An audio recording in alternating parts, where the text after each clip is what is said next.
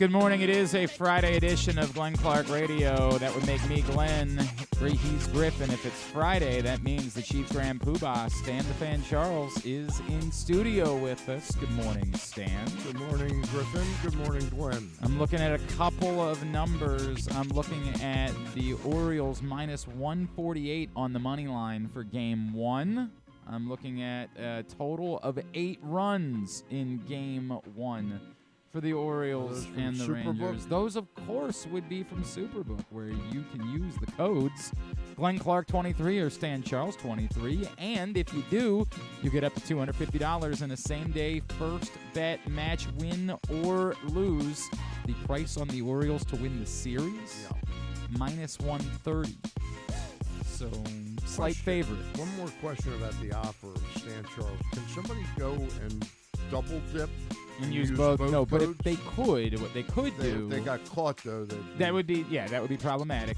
They could use your code and then their spouse or other partner or mistress or, I don't know, what do you call a male version of a mistress? I don't even know. Mister. Their Mr. First gentleman. Yeah, the first gentleman.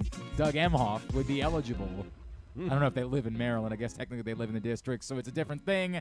Superbook, I don't think, is available in the district, but you get the point. Here in Maryland, we want you to use those codes. Glenn Clark 23, Stan Charles 23. Again, just some fun with odds. The most likely scenario for the series, according to Superbook, is Orioles in 5 at plus 350, followed by Orioles in 4. What's Orioles in 3? That's I'll get there. Followed by Orioles in 4 at plus 375. Rangers in 4, also plus 375. Rangers in 5 is plus 425. Orioles in 3 is plus 450. Rangers in 3 is plus 850 going into the series. So just keep those numbers in mind as you consider signing up and making your first bet with Superbook. I've got some numbers for you, too. What you got for me? I've got the numbers. Now, remember, I told you guys that I had Nathan Eovaldi on fantasy baseball team. So you ruined his second half. On July 18th, I was incorrect about something the other day. On July 18th, that's after the All-Star break, after a few days extra, because he pitched in the All-Star game, 1 inning. He pitched 6 shutout innings against Tampa Bay and got the win. He was 11-3 at that point in time with an ERA of 2.69. From that point, he did not pitch again until September 5th. Right. And he threw 6 games in the regular season. I'd forgotten he even got 1 win. He let up 5 runs in like 5 innings and got a win. But his earned run average from September 5th to September 29th was 9.30. Then I write my power rankings, and I rank the Texas Rangers as they've got 12. no shot. They've got zero chance. To virtually zero chance, less chance than anybody, least chance of anybody else to win the World Series. And Nathan Eovaldi comes back in Game 2. Looks tremendous. Yep. So nobody has announced their starters for the series yet, right? The assumption is, of course, that Kyle Bradish is going to start Game 1. He's doing a presser today. So I think that basically, gives you all of the finality that you need. And look, there was never any debate about who was starting Game 1. I'm assuming Texas is going to start Dane Dunning or Andrew Heaney. So the weird part is that Fangraphs lists the starters for this series in a bizarre scenario. Okay. So I'm going to choose to ignore it altogether because they have Kramer listed as the Game 2 starter for the Orioles. Okay. Yeah, never know. So I hear you. He was so impressive the other day in the inter-squad game. Gotta go to him quicker. They have Bradish, Kramer, and Means listed on Fangraphs. They have Dunning, Montgomery, Eovaldi listed for the Rangers. That's how I think it'll go. Okay. I will tell you that I'm optimistic the Orioles will win the series, but we are not the veteran team in this series. No, Texas Rangers have a lot of veteran players, and with Montgomery and Eovaldi going in 2 and 3, I would say the Orioles would be well advised to win Game 1. Yeah, that's a great point, Stan. And again, the good news is they send out Kyle Bradish, and you have lots of faith that if someone can deliver you a 6-inning start in this postseason and give you a genuine chance, that it would be Bradish who would do it. I know we talked last week. You are set on Gibson being the 4th starter for the series if necessary. If necessary, yeah. Where are you with closer going into the series? I would say Cano gets probably the first opportunity to close a game, I would think. But is it a commitment to Cano, or is it more like by committee where if the matchups like? Yeah, I would think Brandon's going to obviously reserve the right. Like if 3 lefties are coming up, I think it'll be Cianel Perez, right. Going into pitch. But you're not in favor of Wells getting the opportunity. I'm not opposed to him getting an opportunity. I would, he's still out of my mind a little bit. I would think it would be Wells or Cano. Okay. Yeah. Okay. I have sort of come around to the idea of Wells, and it's almost like the Cano thing worked so well in the 8th inning and didn't work as well in not. Why not? Why mess with it? Why mess with the thing that worked? Have him pitch in the 8th inning. And then you might be correct about that, Glenn. And to your point, if what you see coming up for the 9th is lefties, then you go that route at that point, right? I'm not opposed to that whatsoever. I'm hoping it's. I'm hoping my fear in Game 1 is, and Bruce Bochy is a pretty darn good manager, is to force Brandon's Hyde. I mean, it might force his hide. I'm not sure. You might have come up with something there. No, it's Brandon's hand. Yeah. Is to force him to make an early decision. Luke and I were talking right. about this yesterday. To make an early decision. Like if Dane Dunning starts the game, then you're going to have the Ryan O'Hearn lefty lineup in there, And then suddenly, after 3 innings, having nothing to do with the score of the game, they take Heaney out. comes Yep. in.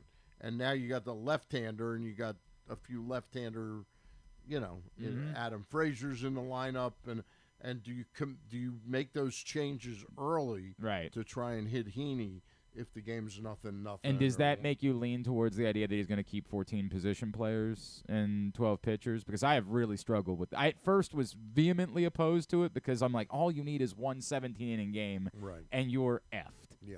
But that argument of the Rangers trying to manipulate you. I have kept listening to people all week say this is why you do it. For this series, again, a 7-game series, you're not going to do that. Right. But for this series, that's why you're going to keep a 14th position player. Yeah, it's interesting. Well, I'm not sure how Brandon's thinking on that. Because presumably Kjerstad would be the odd man out at that point. I guess Arias could be. It's possible they could choose. Arias really struggled down the stretch. Here's my point about Kjerstad. I'm not down at all on Heston Kjerstad. Did he do anything in his 2 weeks with the ball club that made you say he's got to have him, because there's no question he can come up late in a game against Jonathan Hernandez or somebody and hit a home run. There's no question about that. But did he give us anything in the 2 weeks that we had him that said he's getting better at bats than Colton Cowser or better at bats than Ryan McKenna? Yeah. McKenna was the really surprising one to me, Stan. Yeah. I was genuinely surprised that they weren't prioritizing McKenna to be on the roster. Well, it shows that they feel that having that left-hander off the bench could be vitally important in this series. And I feel like it's less what he did and more just the option, just the threat. I feel like it's way more that than it is necessarily that he earned a spot on the postseason roster. I just think Bruce Bochy and his scouting team and all that, they've watched Kjerstad play. Sure. I don't think they're sitting there like, I hope we don't get Kjerstad in the 12th inning, I'm sure that's not the case. All right, we've got a lot to do this morning. Very busy day. We are going to talk some Ravens Steelers because I don't know if you heard, it's Ravens Steelers week. So, yeah, believe it or not, this week is Ravens Steelers week. We'll preview I thought they were postponing that and putting the Billy Joel concert on Sunday at Heinz Field. I don't think that's what they're doing. Yeah. Well, Charlie Batch, former Steelers quarterback and radio host out in Pittsburgh. Of course, it's Friday, so our friend Bo Smolka will join us, and Evan Washburn, who will be on the broadcast for CBS on Sunday as well. They will all join us this morning. We will talk plenty of Rangers-Orioles as well in just a couple of seconds. Tim Kurkjian is going to check in with us. He is on the call for ESPN Radio's broadcast of Orioles-Rangers. Also, later on in the program, a familiar name for a number of Orioles fans, Mark McLemore will check in with us. He now does Rangers for Bally Sports down in Texas, and we will catch up with him to preview the Texas side of the division series. So all that coming up on the program today. Today's show also brought to you by the Baltimore County Police Department. They are hosting a hiring event coming up on Saturday, October 28th at the Public Safety Building, 700 East Joppa Road in Towson. If you're thinking about a career with the Baltimore County Police Department, you can go through the entire process, written test, agility test, application process, all of it right there. If that's not something that interests you, it's still an important event for you because it's a community event as well. Opportunity for you to come out, have a touch, conversation, interact with the police, and more importantly for your kids, a very safe atmosphere for a trunk or treat on Saturday, October 28th at the Public Safety Building. Find out more at joinbaltimorecountypd.com or call 410-887-4584. Do they still have the agility test in place for senior citizens? Unfortunately, yes, Stan. It still is in place for everybody in order to join the Baltimore County. But we can start training, you and I, if you want. You want to get in on that right now? Might be the time. You know, how about we talk? I would if the Orioles weren't in the postseason. That's a great point. You're busy. You know, I just don't have busy. the time. I understand that. So is our next guest, of course. He gets a bit of a home series for the weekend as he will be working Orioles-Rangers for ESPN Radio. Hall of Famer. That's correct. He is the legendary Hall of Famer. Our friend Mr. Tim Kurkjian is back with us now here on GCR. Tim, it's Glenn and Stan the Fan Charles. It's always great to catch up, sir. Thank you for taking a couple of minutes for us. My pleasure, fellas. How are you? How could we be doing any better, Tim? Life is good here. Doesn't get much better than this, Tim. Well, playoff baseball in Baltimore has always been tremendous, but this year is even better, just given where this team was 2 years ago, the jump that it made last year. Remember, 2 years ago, this team was 39 games out of fourth place. Only one other team has ever been that far behind the next worst team in the league or the division. And then they came back last year and then made another jump this year, which is almost unheard of in baseball. I've done all the research on this, and it's so impressive. And now they're the number one seed in the American League, young, hungry, athletic team. I can't wait for tomorrow. Tim, I'm wondering how you handle this juxtaposition going into the playoffs of it's unfair for us to say that for like the Orioles, it's World Series or bust. It would be crazy to suggest that about a team this young and, given all of the stuff that you just presented. And yet here we are going into the division series, and they had an 11-game better record than any other team that's left in the American League playoffs. So how do we juxtapose like the unreasonable expectations versus but everything we said suggests they really are the best team in the American League? Yeah, they are the best team in the American League, but we know the ultimate beauty of baseball is once you get to the postseason, anything can happen, and the best team doesn't always win. So nobody, and I mean nobody, should look at this as a disappointing season in any way if, say, they don't get past the Rangers, who are really good, by the way, or they don't get past the next round, or they don't get to and win the World Series. The step they took this year is a building block that's going to keep this team relevant, if not really good, for 5 more years. So that's the way you have to look at it. But, of course, with expectations this high, you win 100 games, you expect to win the next round, and I think they will. But it's going to be really difficult because the American League is filled with a bunch of teams that are dangerous, the Rangers being one of them. Tim, I wanted to ask you about the Rangers because I feel I know enough about the Orioles. But how in the hell did the Nathan Eovaldi from post-All-Star game suddenly, and I've got the numbers since when he came off the IL, he pitched in 6 games in September. In 20 and the third innings, had an ERA of 9.3, batting average against 313. Just nothing really impressive that stood out. How did that guy suddenly morph back into the real good Nathan Eovaldi. Yeah, I did that game on TV the other day from the booth. And in those 20 and a third, Stan, he also walked 13 guys Yep. and gave up seven home runs. Yep. And I was told before the game started that the stuff just isn't the same. The command isn't the same. And yet Brad Miller, one of his teammates, looked at me before the game and said, I would take any pitcher on this team. I heard you say that. The first one I'm taking is Nate Eovaldi because of his career postseason record, the way he carries himself every day, but the way he carries himself especially in the postseason. There's a grit to that guy that most people don't understand. Yep.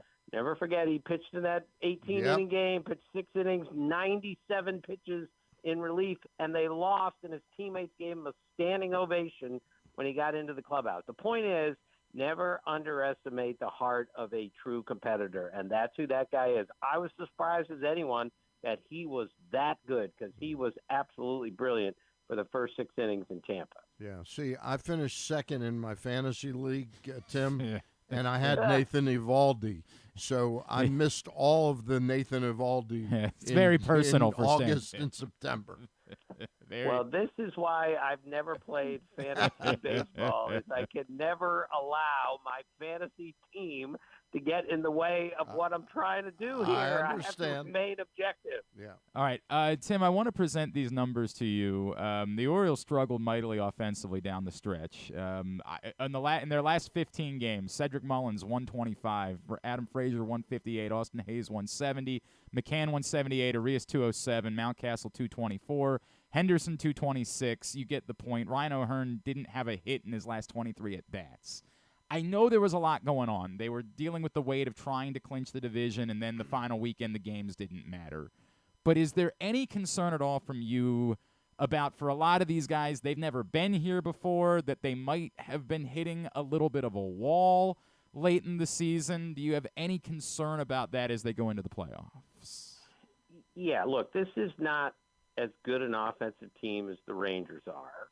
And it's not as good an offensive team as it was during the best part of the season. And I talked to an Oriole guy yesterday who said, I did not like their approach the last 9 games of the season especially. So this is something of a concern. Now, having said that, I've seen teams go into playoffs in a terrible offensive or defensive or pitching slump, and suddenly they're really good again. And I fully expect the Orioles to score some runs against the Rangers. But, yes, it's a bit of a concern. Young guys down the stretch. Young guys never played this much. Young guys never played the postseason. Sure, that's always a concern, but it's a young man's game, and I will take young, hungry, athletic kids in any venue at any time. That's what the Orioles have, and I just don't think this offensive slump of the last 2 weeks is automatically going to go into the playoffs. Tim, the Orioles haven't had a true ace at the top of their rotation since you go back to Mussina. I mean, Chris Tillman was real good. He was real solid. But Kyle Bradish has looked the part of an ace, especially in the last third of the season. I mean, his whole season's been very good, but especially his last 50 innings or so, 57 innings. He's really looked the part of an ace. Is that how you see it? Absolutely. He's turned the corner. He's the first Oriole since Messina to have an ERA under 3 and qualify for the ERA title. His ERA is under 3 for his last 43 starts. And the change was when he took that four-seamer and then started throwing a two-seamer with sinking action. Now he throws fastball and sinker, four-seam and sinker about the same amount, and that's really changed him. Plus, he can really, really spin a curveball and a slider. And he's become, a really good starting pitcher and a guy who definitely should be starting game 1 for you. And that will be the key for them because, the Rangers, again, are a really good offensive team. They led the league in runs scored. They led the league in walks. They are so dangerous when they're swinging it. So he's going to need to be at his best because this team can bludgeon you with any team in the American League. Tim, when you go back a couple of years ago, was Bradish that kind of prospect when the Angels had him? Was it thought within the industry that this guy is a stud to be, or did Mike Elias and his guys see something in him? Well, I don't remember him being a stud of studs. I remember him being a prospect.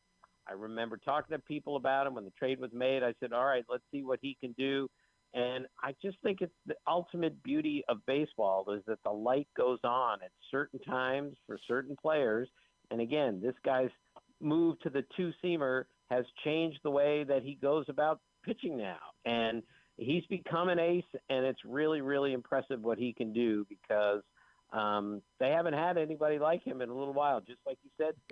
It's the best season we've seen from an Orioles pitcher since Messina in '92. I mean, it's absurd what he's done. Tim Kurkjian with us for just another couple of minutes as he's getting ready to work Orioles-Rangers for ESPN Radio. Tim, we've been talking a lot this week about the back end of the bullpen for the Orioles. It's obviously not going to be Felix Bautista. I guess it's twofold. Do you have a sense for how they might approach it? And then on the flip side, do you have a thought about whether at this point in the season, like the closer by committee can even work, or do you need to have someone that you say definitively we trust and is our guy in these situations because it gives a level of confidence to the entire team? Yeah, I think the bullpen ERA is about exactly the same when Bautista is active and when he's not active. So somehow, I'm not sure how, they've done pretty well out of the bullpen without it. But they are really going to miss him.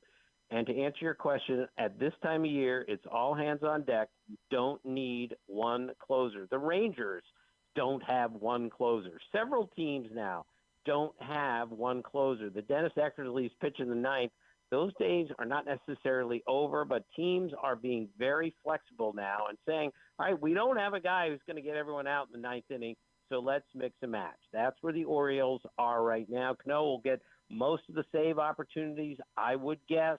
But Brandon Hyde's going to look at the numbers. He's going to look at the matchups. He's going to watch the game and say, all right, we've got a better guy for a spot here. And that's what I think they'll do for the majority of the postseason, just like the Rangers are doing similar things. Tim, just the series that you just covered, the Tampa series, what do you think happened to the Rays in those two games? Because that was a really gutty, gritty team for 162 games, and suddenly lackluster. The fans didn't appear and the club didn't appear. Is there a connection? I don't think there's a connection, although that crowd was very disappointing. And the Rays won 99 games this year, but you guys know when you take away your double play combination, and now you're starting guys who are – backup guys, they're extra guys. Some of them don't even belong in the major leagues, and they're starting in a playoff game. It's really hard to win that way. Plus, as we know, they lost 3/5 of their starting rotation. Jeffrey Springs and Shane McClanahan were Cy Young candidates, and they lost them. It's really hard to overcome. But they lost in part because their defense was really bad. Yeah, and they're a good defensive team. But this is the reminder and the warning for Oriole fans. And the Rangers have a great defensive team. The Rangers made 57 errors this year. They made 16 errors the second half of the season. The only teams in history to make fewer errors in a full season were the Diamondbacks this year with 56 and the 2013 Orioles with 54. That's how good the Rangers defense is. You hit it to them, they're going to catch it. And that did not happen to the Rays. And to me, that's the biggest reason why I went south for them. They played so poorly defensively in the first game. That's how they lost. All right, Tim Kurkjian, before we let you go, I wonder, we're assuming at this point that Gunnar Henderson's going to be Rookie of the Year and Brandon Hyde's going to be Manager of the Year in the American League. But, whatever happens over the course of the next couple of weeks, the Brandon Hyde side of it I still think doesn't get fully told, right? I think the story of the talent here in Baltimore and the story of whatever you want to call it, tanking, I think that story gets told plenty. But can you put into words the job that Brandon did when so many people kind of assumed he was a placeholder manager, much like others in Houston like and Chicago, Porter, and the job that he did to bring this group together and the role that he's played in creating this culture that exists here in Baltimore? Yeah, well, I am so happy for him that they have recognized that he's the guy to take them to the next step. It is not fair to a manager to say, we want you to absorb all these losses through our rebuild, through all these tough times, and then when we get good, we're going to replace you with someone else. They recognize right away who Brandon Hyde is. And he told me last year that when they went to spring training, he said, I had no idea what our pitching was going to look like. No idea. And somehow, miraculously, 6, 7, 8 pitchers stepped forward, and they became a good team last year. And it's because he didn't panic. He looked. He found the right people, and that's why he is, where the Orioles are where they are, because of his even keel approach. It's very impressive. I love Brandon Hyde, but a former popular manager of the Baltimore Orioles is out of work. Do you think Buck Showalter gets a sixth team to manage again? I certainly hope so. The game is better when Buck is in it, and I think other teams should look and say that Mets situation was quite a mess this year in a lot of ways, and it is still a mess at the moment. And I'm just on a different level with blaming managers for when teams don't play well and things are done poorly from above. So, yes, I think he will manage again if he wants to manage again. I'm sure the way that season ended did not bode well for Buck. I would encourage you all, if you have not read what Tim wrote in particular about Brooks Robinson, we're going to link it up on our Twitter account at Glenn Clark Radio. Great. It was perfect. And Tim, we're still dealing with a lot of emotions, as you know, and I'm sure you are with your relationship with Brooks. It's kind of wild how this is converging in this moment, and it's going to be a heck of a celebration of baseball in Baltimore this weekend. Tim, always appreciate you, sir. Thank you for taking the time for us this morning. Enjoy this series, all right? Okay, guys. Thank you. See you. Thanks, Hall of Famer. Tim Kurkjian, he'll be working the weekend and the entire series, of course, for ESPN Radio. Appreciate him hopping on with us. Do you know something about his job status? What's that? Monday, after Monday? He's working the weekend. No, he's going to work the whole series. They stick the same broadcasters on the series throughout, and I would assume that he'll continue to work the ESPN Radio broadcast through the World Series. Yeah. Your local Toyota dealer, buyatoyota.com, bring you today's program. The Toyota Tacoma comes in a range of models and trim lines, so you can choose the perfect Tacoma to reflect your unique personality and driving habits. Check out buyatoyota.com for deals on new Tacomas from your local Toyota dealer today. We'll talk Ravens Steelers with Charlie Batch next. It's Glenn Clark Radio. The Baltimore County Police Department is now hiring with competitive salaries, including for experienced police officers, starting salaries between over $68,000 and over $82,000 based on your prior service time, accepting up to 7 years of service times with only 6 weeks in the academy, minimum of 2 years prior experience. And police cadet starting salaries at over $32,000 must be between the ages of 18 and 20, but you can apply starting at 17 and a half. Must have a high school diploma or GED equivalent at the time of the hire, U.S. citizen at the time of the hire, and a valid driver's license. So if you have a passion for service and want a career for life, now is the time to join the Baltimore County Police Department. Call 410-887-5542 or visit joinbaltimorecountypd.com. Gambling can be a fun and entertaining experience, but there are risks involved.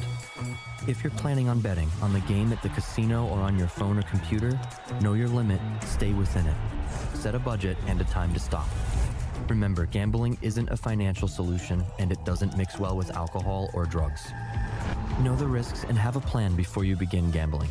For free and confidential services, call 1-800-GAMBLER 24/7 or go to helpmygamblingproblem.org. All aboard! The Orioles train keeps on moving, and it's ahead of schedule. The Birds are motoring towards a playoff run here in 2023 as their magic number keeps getting smaller and smaller. I'm Paul Valley, and you can find me along with Zach Goodman every Saturday from 10 a.m. to noon right here on the Bat-Around. We'll navigate you through the playoff push as the Orioles look to put an exclamation point on what is turning out to be the best season of the last 40 years. So join us on the Orioles train, and let's enjoy the ride together right here on the Bat-Around. Visit Harford County this fall. Celebrate arts across Harford September 15th through the 30th with dance, theater, music, and visual arts. September 29th through October 1st is the largest Italian festival in Maryland, featuring entertainment, cooking demonstrations, a bocce tournament, and family fun. If you're headed to the Maryland 5-Star, stay and play in Harford County. While you're there, enjoy the scenic views atop the King and Queen seats and experience pumpkin patches, corn mazes, and fall brews along their Harford Libation Trail. For more info, head to visitharford.com. Maryland open. Picking a restaurant to try for the first time? Let's look at the Costas Inn. Here's a few checklist items. Quality of the food? Check. Quality of service? Check. Does restaurant have plenty of free parking? Check. And finally, does restaurant have delicious steamed crabs, crab cakes, crab soup, and specials galore? Check, check, check. Costas Inn, 4100 North Point Boulevard. They check all the boxes. The latest edition of PressBox is available now. On the cover, Bo Smolka dives into what's next for Lamar Jackson after receiving one of the biggest contracts in football history. Is Lamar ready to take the Ravens to the next level, now with a new offensive coordinator and new wide receivers? Also inside, we look at what new football coaches Brian Newberry and Pete Shinnick bring to Navy and Towson respectively. And we meet players from the college football and soccer programs around the state. PressBox is available for free at over 500 area locations, including 60 Royal Farm stores. And you can always find the entire edition as well as the best daily coverage of the O's, Ravens, and Terps at PressBoxOnline.com. 6 chicken tenders made from fresh, never frozen Royal Farms world-famous chicken, a family-sized order of Western fries, honey mustard dipping sauce, and a 2-liter bottle of Dr. Pepper. It's Royal Farms' new Tucker's Tenders Meal. It's Justin Tucker's favorite, and at only $19.99, it'll be your favorite meal, too. The new Tucker's Tenders Meal, available only at Royal Farms. Now you can kick back, relax, and eat like a champion. Real fresh, real fast, Royal Farms.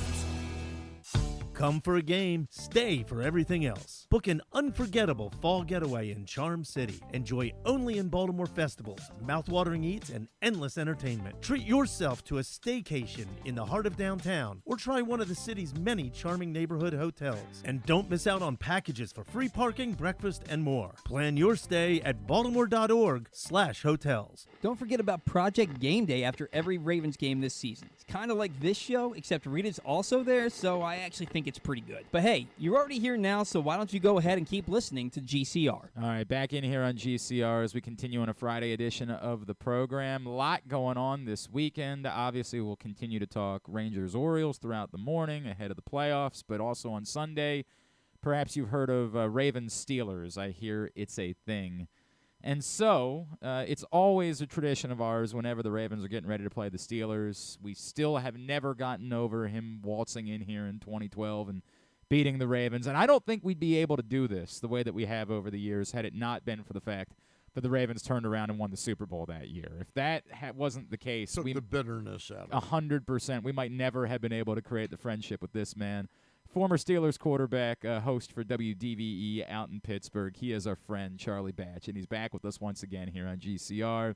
Charlie, it's Glenn. Stan the Fan Charles is in studio with me this morning. It's always good to hear your voice, sir. Thank you for taking a couple of minutes for us. Hey, not a problem. I always enjoy being on with you fellas.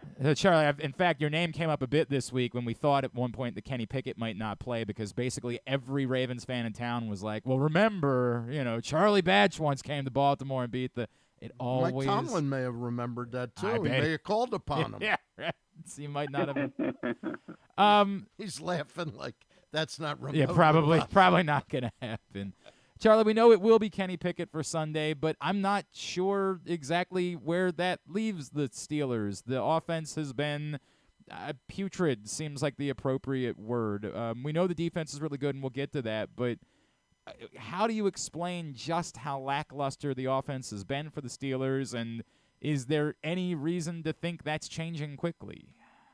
To be honest with you, it's a head scratcher up here because, what we saw throughout training camp, throughout the preseason, everybody got excited about it, and I was buying into what they were selling. And then, unfortunately, when it got to the season, it just really went sideways in a manner that we haven't seen before. A lot of people are frustrated. The fans are frustrated for the lack of productivity on the offensive side. And, if you watch the game on that Monday night, the fans were letting offensive coordinator Matt Canada have it as it relates to their displeasure. So he can't afford to have anything that mimics what happened on Monday night as they prepare for the Ravens. Is it Canada's? Look, Canada's a guy that we got to know here because he spent the season as the interim coach at Maryland and in very difficult circumstances did about as admirable of a job as you could possibly ask for. And so, if anything, we have some affinity here for Matt Canada. And heck, if the Steelers' offense is bad, we have more affinity for him, I guess, here in Baltimore, Charlie. But is it really all on him? Is some of it that the development of Kenny Pickett just has not come along the way that it was expected to? I know also not having Deontay Johnson and Pat Freiermuth certainly doesn't help. It doesn't help, and I think when you look at it from the frustration part is the fact that we've seen 3 quarterbacks run in this system. Ben Roethlisberger at the end of his career, Mitch Trubisky last year, and then here we have Kenny Pickett.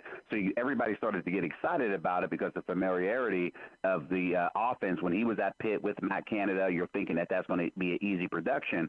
But yet they did that in the final 9 games of the season as they finished up 7-2. But ultimately, when we get to this particular point, you haven't seen it. You don't see the lack of attempts down the field. They get behind in ball games. You heard, obviously, everything that was kind of talked about over the last week as it relates to what potentially Matt Canada said to CBS broadcaster, that this offense isn't developed enough to come from behind. All of those things are all kind of, boiling in the frustration point of why you're not seeing some of these things. But at the end of the day, when you ask that question, players, they do have to produce. There are plays that can be made out there. Unfortunately, they're not hand in hand, and that's why you're seeing some of the things that you're seeing now. Charlie, when I think of Steelers football, I think of pounding the football. Is this club having just as much trouble running the football right now? They are, and they built this team up to hopefully be able to now control the line of scrimmage. They went out and made a couple additions on that offensive line thinking, okay, we can play ball control on that side, but they just haven't been able to do that. And right now you're seeing injuries that are happening up front with the Steelers, and then from there, the lack of productivity that everybody expected from this running game. So it's frustrating all around, but like you mentioned in this Ravens game, you have to be able to run the football, and if you're not able to do it and either one of these defenses make you one-dimensional, that's when you know, okay, now they have a leg up on you as it relates to what they're looking to do, and I just don't see that going that direction today or this weekend. Charlie Batch is with us here on GCR as we're getting ready for Ravens Steelers on Sunday. Charlie, to your point, and we saw it, earlier in this season, like the defense is outstanding. I mean, T.J. Watt's probably the best defensive player in football at the moment, and it's not just that they're a really good defense; they're an opportunistic, capable defense that can, score points and change games with big plays. I would assume if there is a roadmap to the Steelers on Sunday, it's got to involve them getting some of those big, truly game-changing plays from this defense, correct? No, absolutely. And I think these are things that you saw in 3 of the first 4 weeks of the season that didn't materialize against the Texans for whatever reason going down there. They were able to control that defensive front. So it made me think, okay, did they go back and look at the 49ers game plan and say, what did they do well in week 1? We're going to apply it in week 4. And if that's the case, you better believe that everybody on that Baltimore staff is going back and look at those 2 films to see how they controlled the defensive front of the Steelers. And if they're able to do that, you'll see the success on the Ravens side.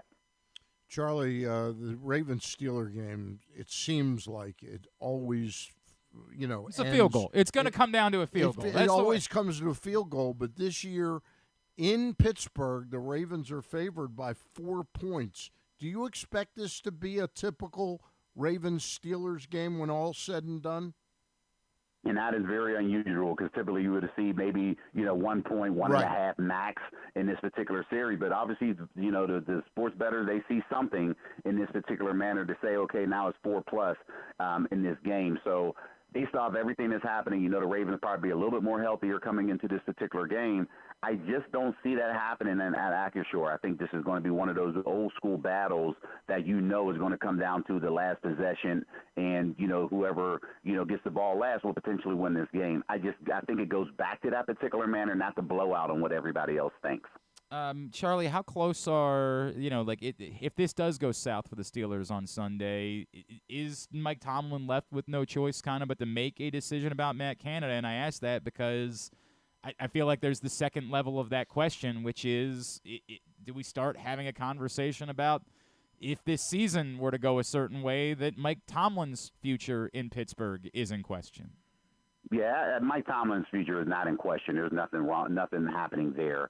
But what I can see is, if you turn around and lay an egg in this particular manner, you head into the bye week. Now that gives you 14 days to talk about what's going on the offensive side and makes you now, all of those questions that are happening with Matt Canada. The problem is, number one, the Rooney family, they don't like firing people and allowing them to collect a check at home. So as fruitful as this organization is, I can't see a move that's made there from the higher-ups. But the second part of that is I just don't know if they have somebody on staff at this particular point that's capable of being elevated into that offensive coordinator role, because essentially what you're doing is going to have the same offense but different play caller, because right now you're at the point of the season where you just can't revamp everything. So if something was to happen, expect to hear Mike Sullivan's name. He's the quarterback coach for the Steelers that will potentially be elevated. I just don't think none of that materializes over the bye week if it goes sour for whatever reason on Sunday. Hey, Charlie, I've got a little bit of a curveball question for you. Most people now identify you with the Steelers. I'm old enough to remember you playing quarterback for the Detroit Lions and playing some of your best football with the Lions. How close are you to the fans in Detroit? In other words, are you at all excited for them that they're on the precipice of something pretty special out there in Detroit? Oh, absolutely. And I think, for me, I'm up here quite often only because, I went to Eastern Michigan, which is literally only 10 minutes from the Lions practice facility, 20 minutes from downtown. So you do see a lot of fans that are at that particular at those venues. So I get a chance to run into a lot of them. So I get excited about what they have going on. And I think this is probably the first time in all of my years that when I would go to Detroit, I would see more Lions jerseys or apparel than what I would see Steelers. And that's really been custom, because I would always see more Steelers gear in Detroit than I would Lions gear. So the fans are excited about what they're selling up here, and they're producing on the field. And they can get a victory this week against the Panthers. You better believe this city is going to be buzzing, or at least Detroit is going to be buzzing as far as the excitement of what they expect for the Detroit Lions. Just wrapping up with Charlie Badge as we get ready for Ravens Steelers on Sunday. One, Charlie, on the flip side, this will be your opportunity to see a change for the Ravens as they made the switch, the offensive coordinator spot in the offseason, and they've mixed things up with Todd Monken this year. How much did you think that made sense for Lamar Jackson, and that needed to happen for his progression in the NFL? And I don't know how much you've been able to watch so far, because the Ravens have played all 1 o'clock games on Sundays to start the season, but how interested are you in seeing what that means for Lamar Jackson now moving forward? Oh, I'm excited for Lamar Jackson, and here's why. Because my affiliation with Todd Monken, it goes back almost 30 years, because he was actually my receivers coach at Eastern Michigan from 94 to 97. So that's how far me and him go back. Wow. So I love Coach Monken on everything he brings to the table, because I've known him close to 30 years. So I understand what he's trying to do in the passing game, and, of course, he worked his way through the coaching ranks to get the opportunity there in Baltimore. So, yes, I can't wait to see him, because I'm going to give him a huge hug, because he is my guy, and I love him to death because he stood up for me, at times at Eastern, and say we can have our quarterback on a roster. So I get excited from that particular perspective, but also want to see what they're capable of doing with Lamar Jackson. And in my history serves me well. I think Lamar Jackson is going to do well under Coach Todd Monken. I mean, I didn't even realize. I hadn't even done the math, man. That makes 6 degrees of separation. That's awesome. Charlie, we know how committed you are to your community, and despite the fact that there's not a lot of love lost between the city of Baltimore and the city of Pittsburgh, I always love having you tell everybody about what it is that you're doing out that way with the Best of the Batch Foundation. What do you guys have coming up these days? Yeah, we are excited. With our foundation, we just went from 5,300 square feet to 33,000 square feet in our expansion. So our Best of the Batch Foundation, we're an educational foundation, and we focus on STEAM and after-school programs. So we service 3,800 kids annually throughout southwestern PA. We're just trying to do our small part and help close this educational gap. So regardless of what city that we're in, the stories are very similar across the country. So as we continue to kind of go out there and do our part, anybody who wants to learn what we're doing throughout the year, and if we can help in any way, please go to batchfoundation.org. You'll see all of the programs that we run throughout a calendar year, and we're just trying to do our small part to attack this issue. Charlie, what did the Best of Batch Foundation do? Buy a mansion? How did you go from 5,500 to 33,000? Yeah, actually, we were able to acquire 3 parcels, half of the block essentially. That's and great. we kept our existing building, which was 5,300 square feet. We demoed everything else, and then from there we added on 27,000 square That's feet. fantastic. So what I'll do is I'll tweet out a picture in response, because I know you tweeted some stuff on out there. What I'll do is give you a before and after picture for what we did in our transformation to give you a That's better cool. idea visually. That's very cool. That's cool. Very cool. I love how committed you are. And I know it's been a part of your story the entire time that you have found success in football and beyond. At CharlieBatch16 on Twitter is how you follow him. Always appreciate taking the time for us this morning, sir. Thanks so much for doing it. Would love to catch up again later on in the season. Absolutely. I look forward to it, and I'm pretty sure we'll be talking one more time, at least in December, maybe hopefully again in playoff time. No doubt. Thank you, Charlie. Charlie Batch, former Steelers quarterback. What a great guy. He's really, I was joking with Stan beforehand. The story of our relationship with Charlie Batch is he shares representation with our friend Torrey Smith. And in 2012, after Charlie Batch had come into Baltimore, of course, the Ravens were then in the Super Bowl in New Orleans. And I got a message from, Charlie's folks, and they said, we'd like to have Charlie come by your set at the Super Bowl. I was like, I remember being in a room with Forrester, like, are we really going to do this? Like, he just beat the Ravens. Like, and it was one of the most disappointing losses in recent Ravens memory. It was crushing. It was awful. But, it's Charlie Batch. He was well known at the time, and we said, yeah, of course, we'll have him come by. And he was such a good guy, and is so community driven and focused that we, of course, said, we appreciated it, and we have over the years stayed in touch, and he's always come on with us ahead of Ravens Steelers. What a great story too, with the connection with Todd I hadn't even done that math. It makes sense. That's tremendous. Stan the Fan. Griffin, a good producer, would have. Really been prepared for that. Yeah, got a lot of. He missed that. He booked a good show today, so I'm not gonna get too mad at Griffin. Can I tell you something? I've been through it all with you, with your producers, and a show like this doesn't get done without good producers. No, not at all. Not at all. And this guy he's really stepping up. I agree with that. I agree. In fact, I've changed my mind, and we're not gonna fire him at the end of the day. Thank goodness. I think that's great. We might have to have him take a pay cut, but we're gonna let him. We're all taking cuts, Griffin, today is the final day for a contest that we have been running for the last couple of weeks. This is the last chance for folks to get involved. You want to tell everybody about it? Yeah. Hopefully you're not like my friend who had to start the Commanders defense and Terry McLaurin yesterday and was going up against DJ Moore. I left DJ Moore on the bench in one league. Glenn. All right, so Glenn, I don't know if you're allowed to apply for this. But if you're like Glenn and you decided to bench DJ Moore, today is your last day to get some help. PressBox and Live Casino and Hotel have the answer. One lucky winner will receive a private fantasy football consultation with PressBox's very own fantasy football expert, Joe Serpico, with ongoing help throughout the season, including advice on sits and starts, trades, and waiver wire pickups, plus a VIP game day experience at Live Casino and Hotel Maryland Sports and Social with a reserve table and $200 worth of food and beverage credit. To enter, you got to go to PressBoxOnline.com/contest. Again, today is the last day, so get in now. Go to PressBoxOnline.com/contest. Must be 21 or older to enter. Complete rules are available at PressBoxOnline.com/contests. I'm playing Eric Arditi this is Ryan Ripken's league, and there it is on my bench. 49 points from DJ Moore. My goodness. 49 points. I am starting Justin Jefferson. Okay, yeah. Jalen Waddle. That's the one that, and Puka. This is like a 3-person league. No, settle down over there. My running backs are Jahmyr Gibbs and Kyron Williams. Like, there's always a trade-off whenever you're loaded at one position. I loaded up at wide receiver, and then I was left with what I was left with at running back because of it. This was sort of my 0 running back league. The person with DJ Moore in my league has, I don't even know how we let this happen, but he has Tyreek Hill, Devontae Adams, and DJ Moore. But again, what are his running backs? I don't think it's going to matter. Well, that's fair. In the league where I did start DJ Moore, I do feel very good about it. But DJ Moore's with Carolina, right? No, he's in Chicago. He was in the Bryce Young. In Chicago. And he got 49 I'm assuming that means you didn't watch the game last night. No.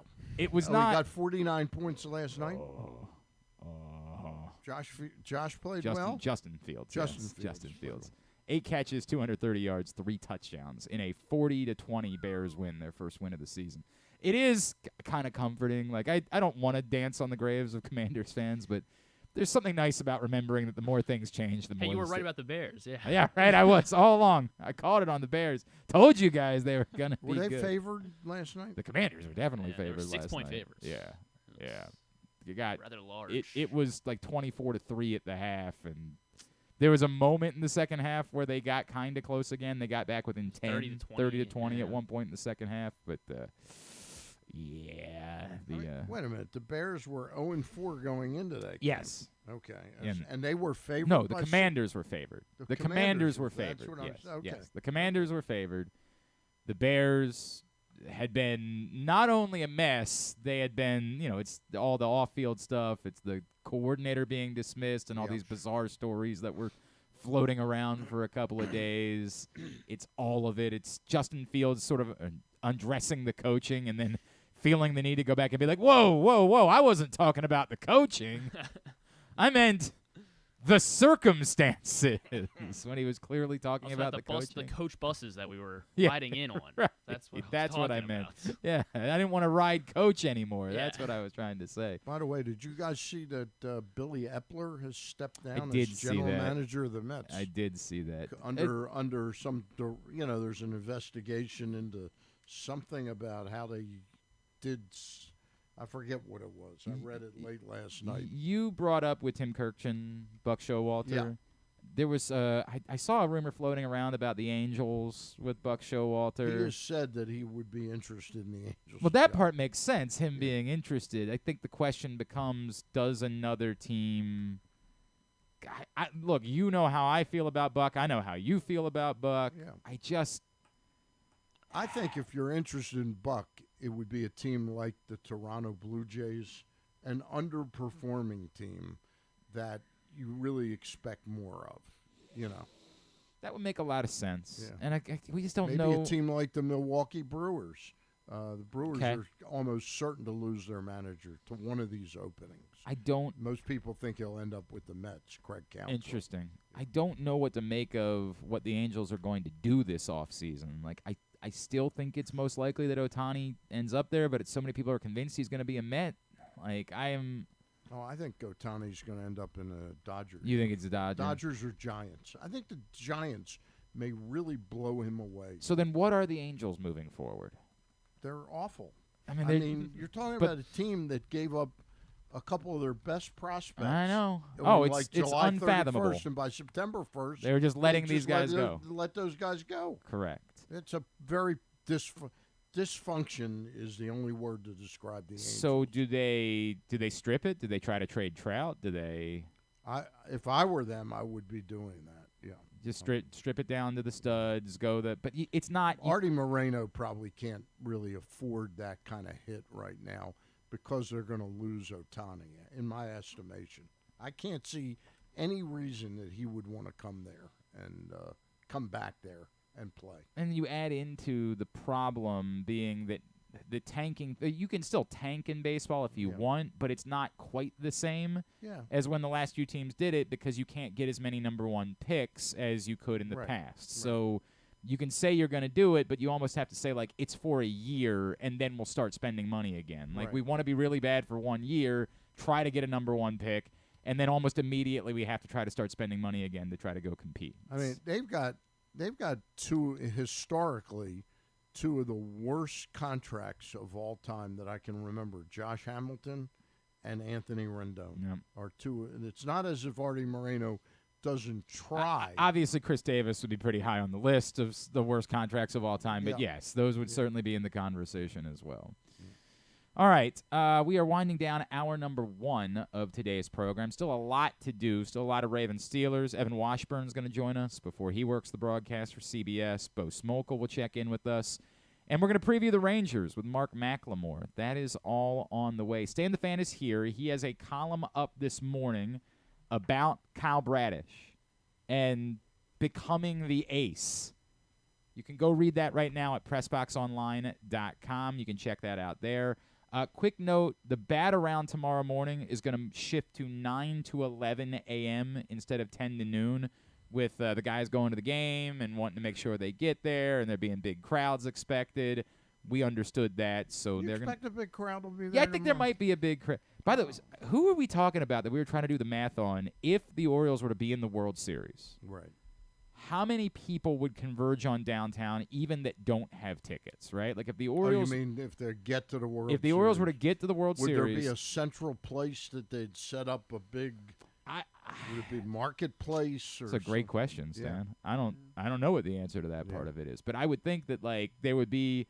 Because whoever it was that we were talking about it said, could we be talking about between the folks in the stadium and just the folks that want to go down and be a part of it? Could we be talking about 100,000 people that could be descending upon downtown if the Orioles are hosting the World Series? Show the game at M&T Bank Stadium, just on the Jumbotron. I mean, I don't think they would do that, but it's probably it would probably be the best idea. How about a Lamar meter about where in Baltimore? Somebody told me we didn't update the Lamar meter this week. We didn't do that. You want to update this week's Lamar meter? About this is the percentage chance that the Ravens win a Super Bowl during the life of Lamar's contract. Oh, now it's so we're redoing. We redid the Lamar meter, and after they lost to the Colts, it bounced down to 20%.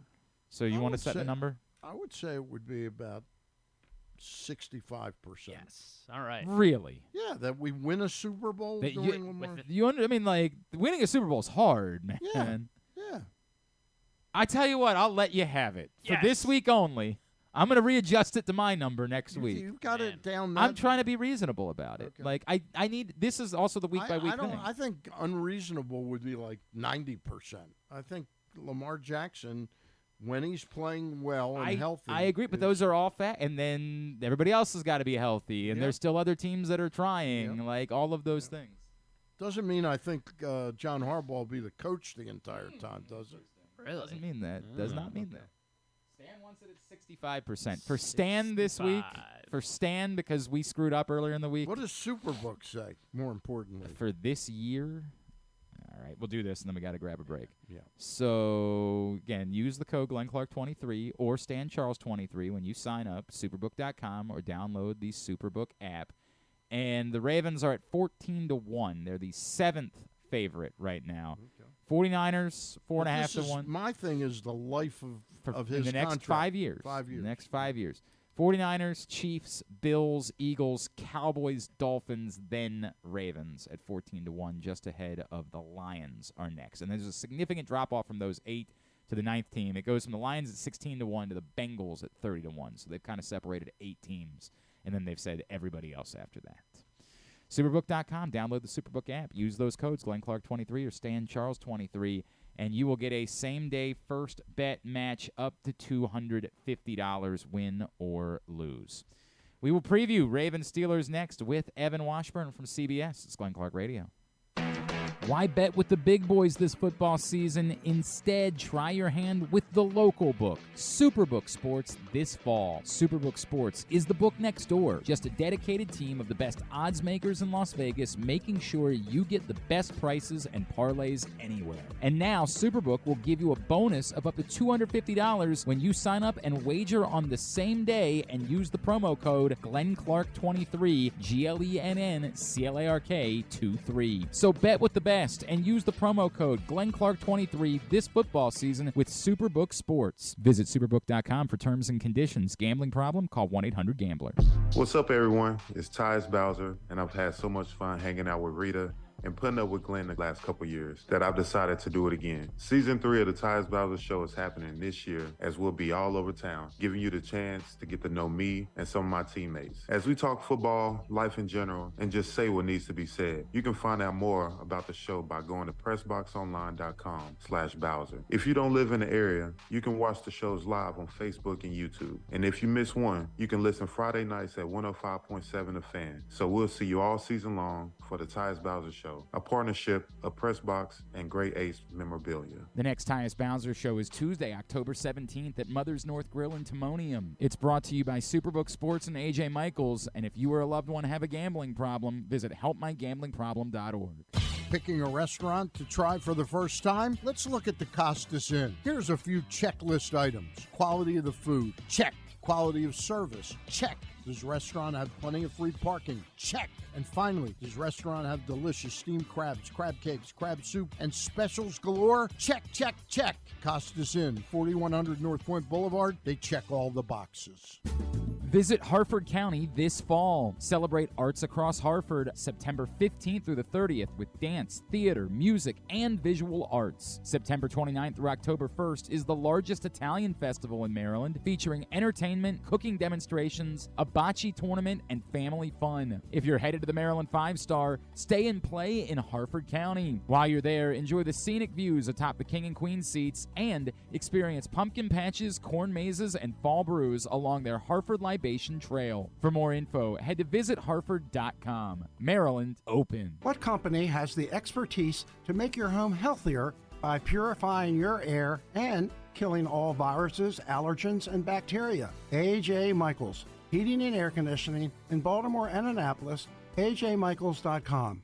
The Baltimore County Police Department is now hiring with competitive salaries, including for experienced police officers, starting salaries between over $68,000 and over $82,000 based on your prior service time, accepting up to 7 years of service times with only 6 weeks in the academy, minimum of 2 years prior experience. And police cadet starting salaries at over $32,000 must be between the ages of 18 and 20, but you can apply starting at 17 and a half. Must have a high school diploma or GED equivalent at the time of the hire, U.S. citizen at the time of the hire, and a valid driver's license. So if you have a passion for service and want a career for life, now is the time to join the Baltimore County Police Department. Call 410-887-5542 or visit joinbaltimorecountypd.com. Whether your focus is luxury and comfort, convenience and technologically advanced connectivity, or sporty performance and aggressive styling, we've got the perfect Highlander for you. Check out buyatoyota.com for deals on new Highlanders from your local Toyota dealer today. Sure, Glenn may be in his 40s now, but he looks just as good as he ever has, and he's still as sharp as he ever was. And I say both those things without even a shred of irony. Find out for yourself right now by watching the show at facebook.com/PressBoxSports or youtube.com/PressBoxOnline. Back in here on GCR. Stan the Fan Charles here in studio with us for a Friday edition of the program. Don't forget, I mentioned they're mixing it up on the Bat Around tomorrow morning, and they're going to be doing it from 9 to 11 a.m. We're also mixing things up on Sunday for Project Game Day. So usually we're on right after the Ravens game. But with the Orioles game starting right after the Ravens game, we have decided instead to make it more of an extravaganza.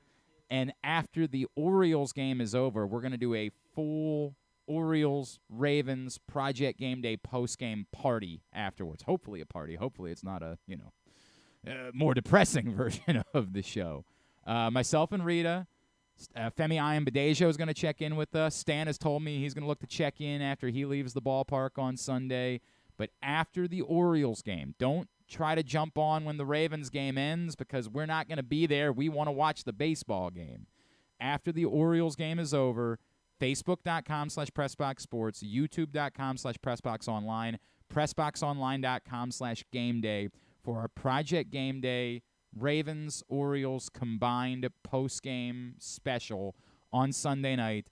Look forward to hanging out with you. It's all brought to you by Superbook, as well as A.J. Michaels and HelpMyGamblingProblem.org. By the way, just a reminder for fans out there, don't forget to tape the University of Maryland Ohio State game. That's at 12 o'clock Yeah, start? it's a 12 o'clock start. It's kind of a bummer that it works out that way, that it's going on at the same time, particularly if, Maryland's competitive with Ohio State they're early. Be competitive in this game. They are 3-touchdown dogs on the road. 19 and a half or it was 20? It was 20 when we looked at it. I don't know where it is today. It's been moving between 18 and 20. Okay. Yeah. But that would be a really difficult situation to be in if Maryland's competitive with Ohio State as the Orioles game starts. But yes, unfortunately, going on at the same time tomorrow. On Sunday at 1 o'clock, of course, it's Ravens-Steelers on CBS. And after he was here in Baltimore last week, no, sorry, I did that math wrong. He was in Cleveland with the Ravens last week. He has got the Ravens again this week as they take on the Steelers in Pittsburgh. He is our friend, Mr. Evan Washburn, Baltimore's own, and he is back with us now here on GCR. Evan, it's Glenn. Stan the Fan Charles is in studio with me. Always good to catch up, man. Thank you for taking the time for us. Love it. Big weekend in Baltimore. You guys sound busy. Stan, how you doing? You want to just start talking lax like we did back in the day for about 20 minutes? I'm down for that as well, even though it's football season. All right, gotcha. Of course, we never needed Star from Delaware. Correct. That's Yeah. absolutely right. Evan's a hell of a player. Evan, I am cautiously optimistic, right? Like, I don't want to read too much into the first 4 games of the season. The Colts thing was disappointing. And obviously the Browns were without their quarterback, and Joe Burrow didn't look right in the Bengals game. But it feels like, presuming the Ravens are going to get as many players back, maybe even starting this week, as we think they're going to get back, what we have seen, despite the litany of injuries they've dealt with, has been wildly encouraging about the direction of this offense, about how they've held up defensively despite being depleted. I'm not trying to project today that they should be the favorites to win the AFC, but I don't think there's any reason to not be very encouraged about how this team has gone about their business for the first month of the season. Couldn't agree more. I think what struck me the most is just the will of this group, and I'm not a big buying into culture and buzzwords. I think those things are real, but sometimes I feel like they're overused, and it's a crutch for either those of us talking about it or coaches or players just trying to kind of deviate from what's really happening. But this group, it has some clear mental toughness that I think outweighs at times what they are physically and competitively. I mean, I think most teams, with the stretch that they've had through the first 4 games, with what they've had to deal with on an injury front, would have crumbled in a lot of ways. And that's why I think you see a lot of 1-3 teams heading into week 5. And Baltimore could have easily been one of those teams, and they're not. And yeah, some things have lined up for them as recent as last week with Deshaun Watson being out. But look, Deshaun Watson hadn't been really through 3 games Pro Bowl caliber quarterback. So he wouldn't have been, I don't think, what Dorian Thompson-Robinson was. But I couldn't be more impressed with the way these players and the guys that have stepped in and actually performed well. I mean, we've seen it with this team, sadly due to injuries, where sometimes the guys that step in just can't perform, and that's what led to some demise down the stretch for this group. This team seems different in a lot of ways. They've been successful offensively, the Ravens, but do you think they are in other words, do you think they will be a much better offensive football team 5-6 weeks down the road after hopefully these guys play together for that chunk of time? No doubt, Stan. I don't think this offense is anywhere close to what they hope it can be, and it has the potential to be. And I don't think it's just getting guys back. It's getting guys back and stringing together practices, competitive experience on a Sunday, Monday, Thursday, whenever they're playing. That stuff matters. You can't replicate it in training camp. You can't do it in the film room as much as you're told. Well, these guys are experienced. They can hop right in.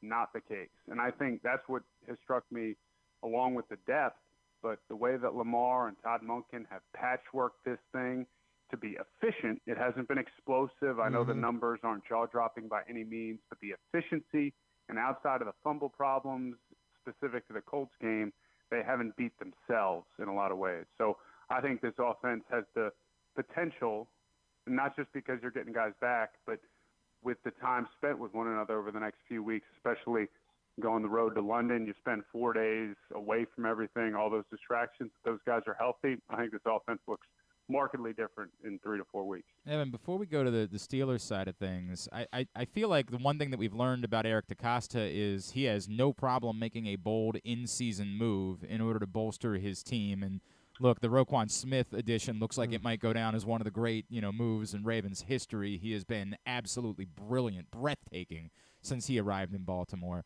If there was an area that still concerned you, right? If you said, hey, they could do one thing even beyond whoever they're going to get back, hopefully Marlon Humphrey's on the field this week. If not, it seems like that's going to be soon. I would think the secondary would be high on the list. The edge rush thing, Jadeveon Clowney, the bar was low, to be fair, and he has definitely surpassed that. I don't want to portray that he's an all-pro, but he has helped, I think, beyond what a lot of people were reasonably expecting. But I would still think that would be an area. I still think there would be people that would say, hey, if you can dip your toe in the Jonathan Taylor water, maybe you do that. What would be the area that you would look at and say, if Eric DeCosta is going to be aggressive again, this might be the area that might make sense as the season goes along? I don't know what the options are in terms of trade market or free agency, whatever it might be. But if you're asking me, the better way for me or easier way for me to look at it would be what's an area that you would like to see better if you're Baltimore or have more depth because it's been kind of hit hard would be edge rusher for me. I think Clowney's been great. Can he string it together at this point in his career over the course of what's going to be a long season that they hope goes into the heart of January? That's a tall order. And Tyus Bowser, what is he when he comes back? What's the deal with Oweh? How long are we looking here? He's still a young player. The Ajabo thing, obviously concerning. He's on IR. And as I sit here now, I don't know if it's been reported any different. I'm not sure if it is end of year or end of season or not, but it's going to be a while, clearly. That would be, I guess, my top, if there was a way for the front office to maneuver to bring in somebody. And it's a position where your understanding of the system. I mean, we saw Kyle Van Noy on the edge last week make an impact right away. Yep. And I don't think you need to have a ton of time in the playbook to make a difference. So that would probably be my area if that was possible. Evan Washburn is with us. And by the way, I think to the point John Harbaugh said, like, Ajabo has a decision to make. So that what you allude to, is it going to be end of season? It feels like we might be getting that word here in the next couple of weeks about perhaps a surgery that he might have to have and when he chooses to do that. So, yeah, we'll see. Let's flip to the other side of this, right? Because this is Ravens-Steelers week, but it doesn't feel like Ravens-Steelers week, Evan. And on a couple of levels. One, in Baltimore, we're obviously very distracted by what's going on with the Orioles. Well, everybody besides. Did you ever get to a game, by the way? Did you ever? Oh, man, did I ever. Yeah, it was awesome. It was a Blue Jays game Thursday night. I guess it would have been in August at some point. And we had a blast. I couldn't have been more just impressed by the vibe, the scene. It's been a while for me, and I'm so pumped for everybody this weekend. So, on this side, we're a little bit distracted by that. But on the other side, it just – something seems really wrong with the Steelers. And whenever that's the case, everybody in Baltimore says, yeah, but it doesn't matter. This is still Ravens-Steelers. But I don't know what to make of it. Like, their offense. The line is even higher than it usually is in this game. Like, the offense is awful on that side. Can it be fixed quickly, or are the problems that they're dealing with in Pittsburgh like legitimately problems that could end up being? I mean, I guess they'll get Deontay Johnson back at some point, and that'll help. But I don't know. It seems like it's even bigger than that. Last week was stunning to see. Just, I mean, rare. I can't even think of one, a Steelers team led by Mike Tomlin to have what happen on the road against a Houston team that, look, I think we're all probably underestimating, and it looks to be pretty formidable and a team that's going to be pretty good in a few years. But, look, to lose 30-6 on the road, and Tomlin was open, as he often is after that game and in the days following, that his team was out physical and threw the pads on, all that stuff. I do think you're going to see, for Ravens fans, for us watching, we're going to see a much different Steelers effort and intensity. And while that might not lead to a more explosive and productive offense, I do think it could make for what this rivalry, what this game often feels and looks like. It's going to be rough, street fight, ugly at times, and probably close into the fourth quarter. It always ends up that way. And I don't have the answer to what's going on with their offense. There was so much hope, and I think that's part of the frustration for that fan base and that media corps that's covering that team. They were the darlings of the preseason, and it's a friendly reminder that while training camp's valuable, preseason games are necessary. You should not make any strong opinions about a team, a unit, a player because of the preseason. Because I think if no one talked about the Steelers, yeah, they'd be like, man, this offense needs some help. But I don't think there would be the vitriol that there is about Canada and that offense. Not Canada, their offensive coordinator.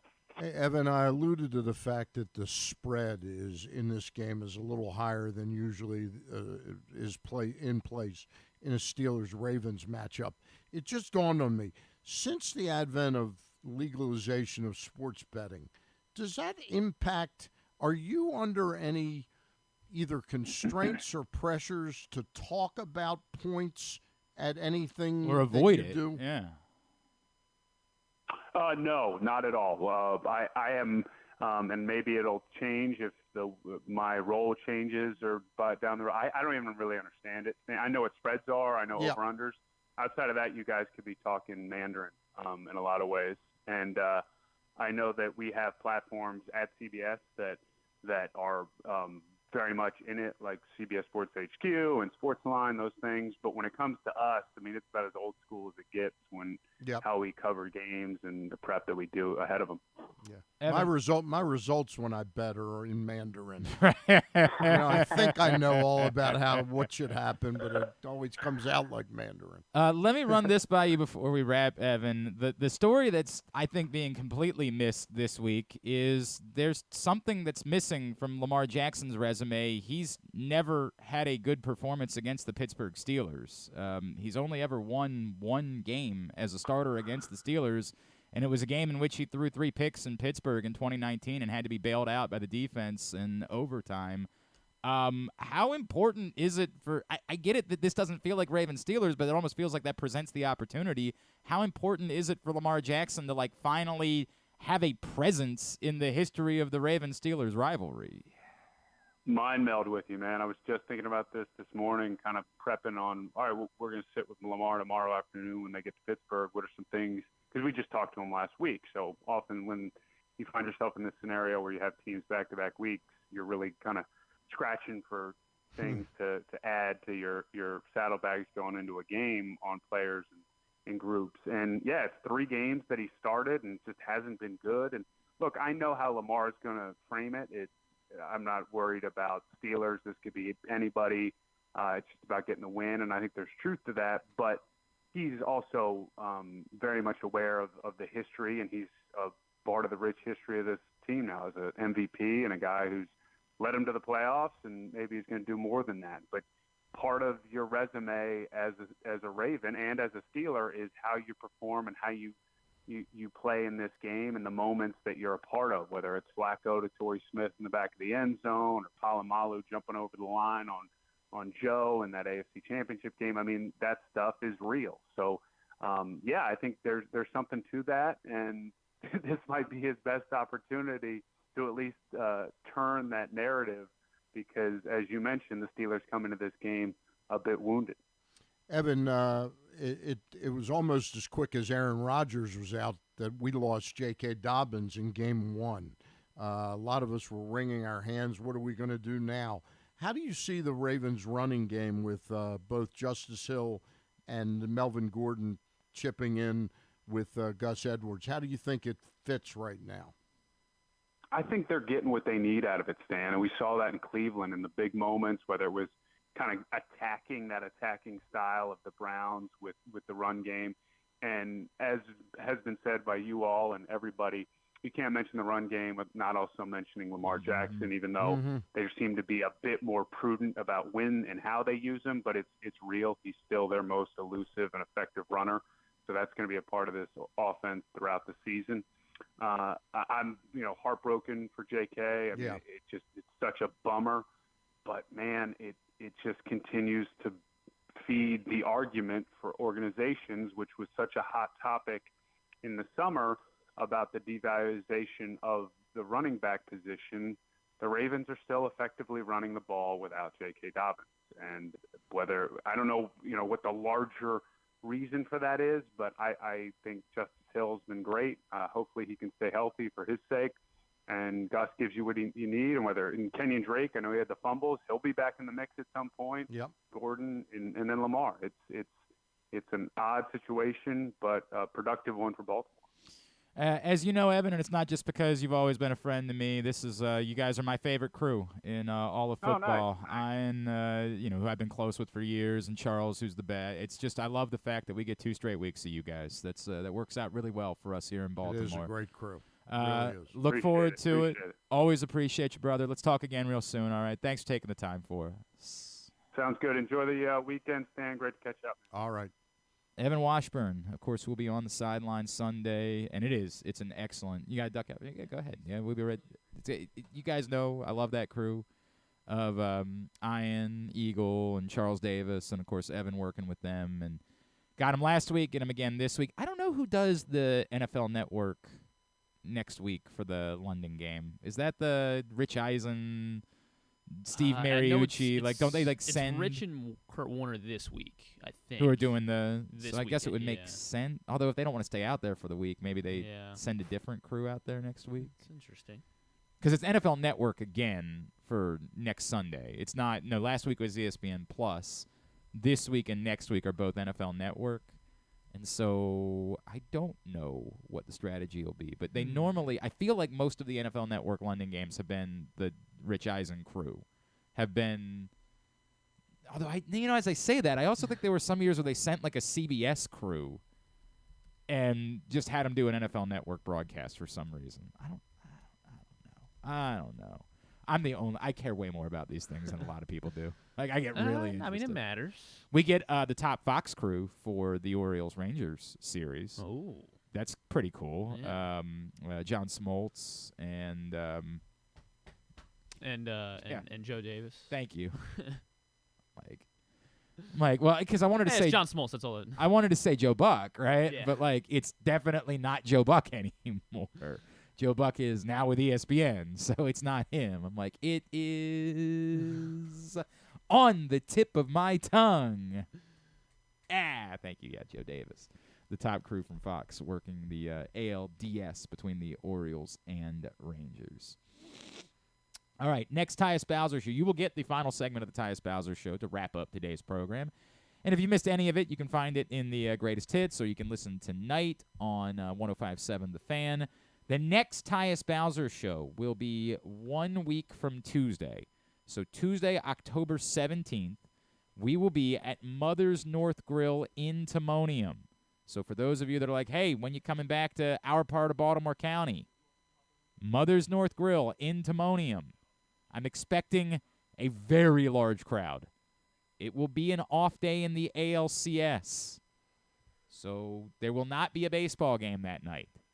Tuesday, October 17th, Mother's North Grill in Timonium, the next Tyus Bowser Show, a partnership of PressBox and Grade 8's Memorabilia, brought to you by Superbook Sports, as well as HelpMyGamblingProblem.org and AJ Michaels. We will see you at Mother's for the Tyus Bowser Show. Find out more. PressBoxOnline.com/Bowser. Let's talk a little bit more about where the Ravens find themselves going into Steelers matchup on Sunday. Joining us now, he is our PressBox Ravens beat writer, Mr. Bo Smolka, and he's back with us here on GCR.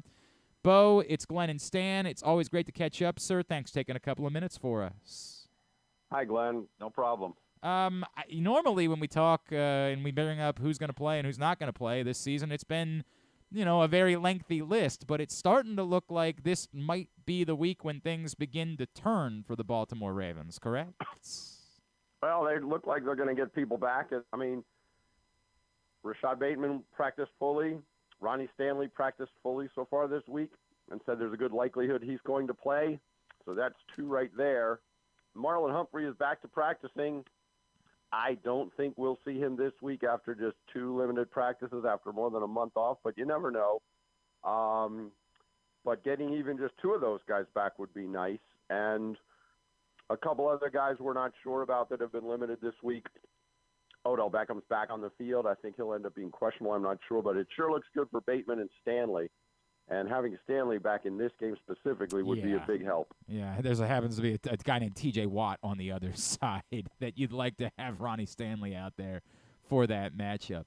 Let's sort of flush this out a little bit if we could, Bo. If Marlon Humphrey doesn't play this week, we know they were dealing with some other issues in the secondary.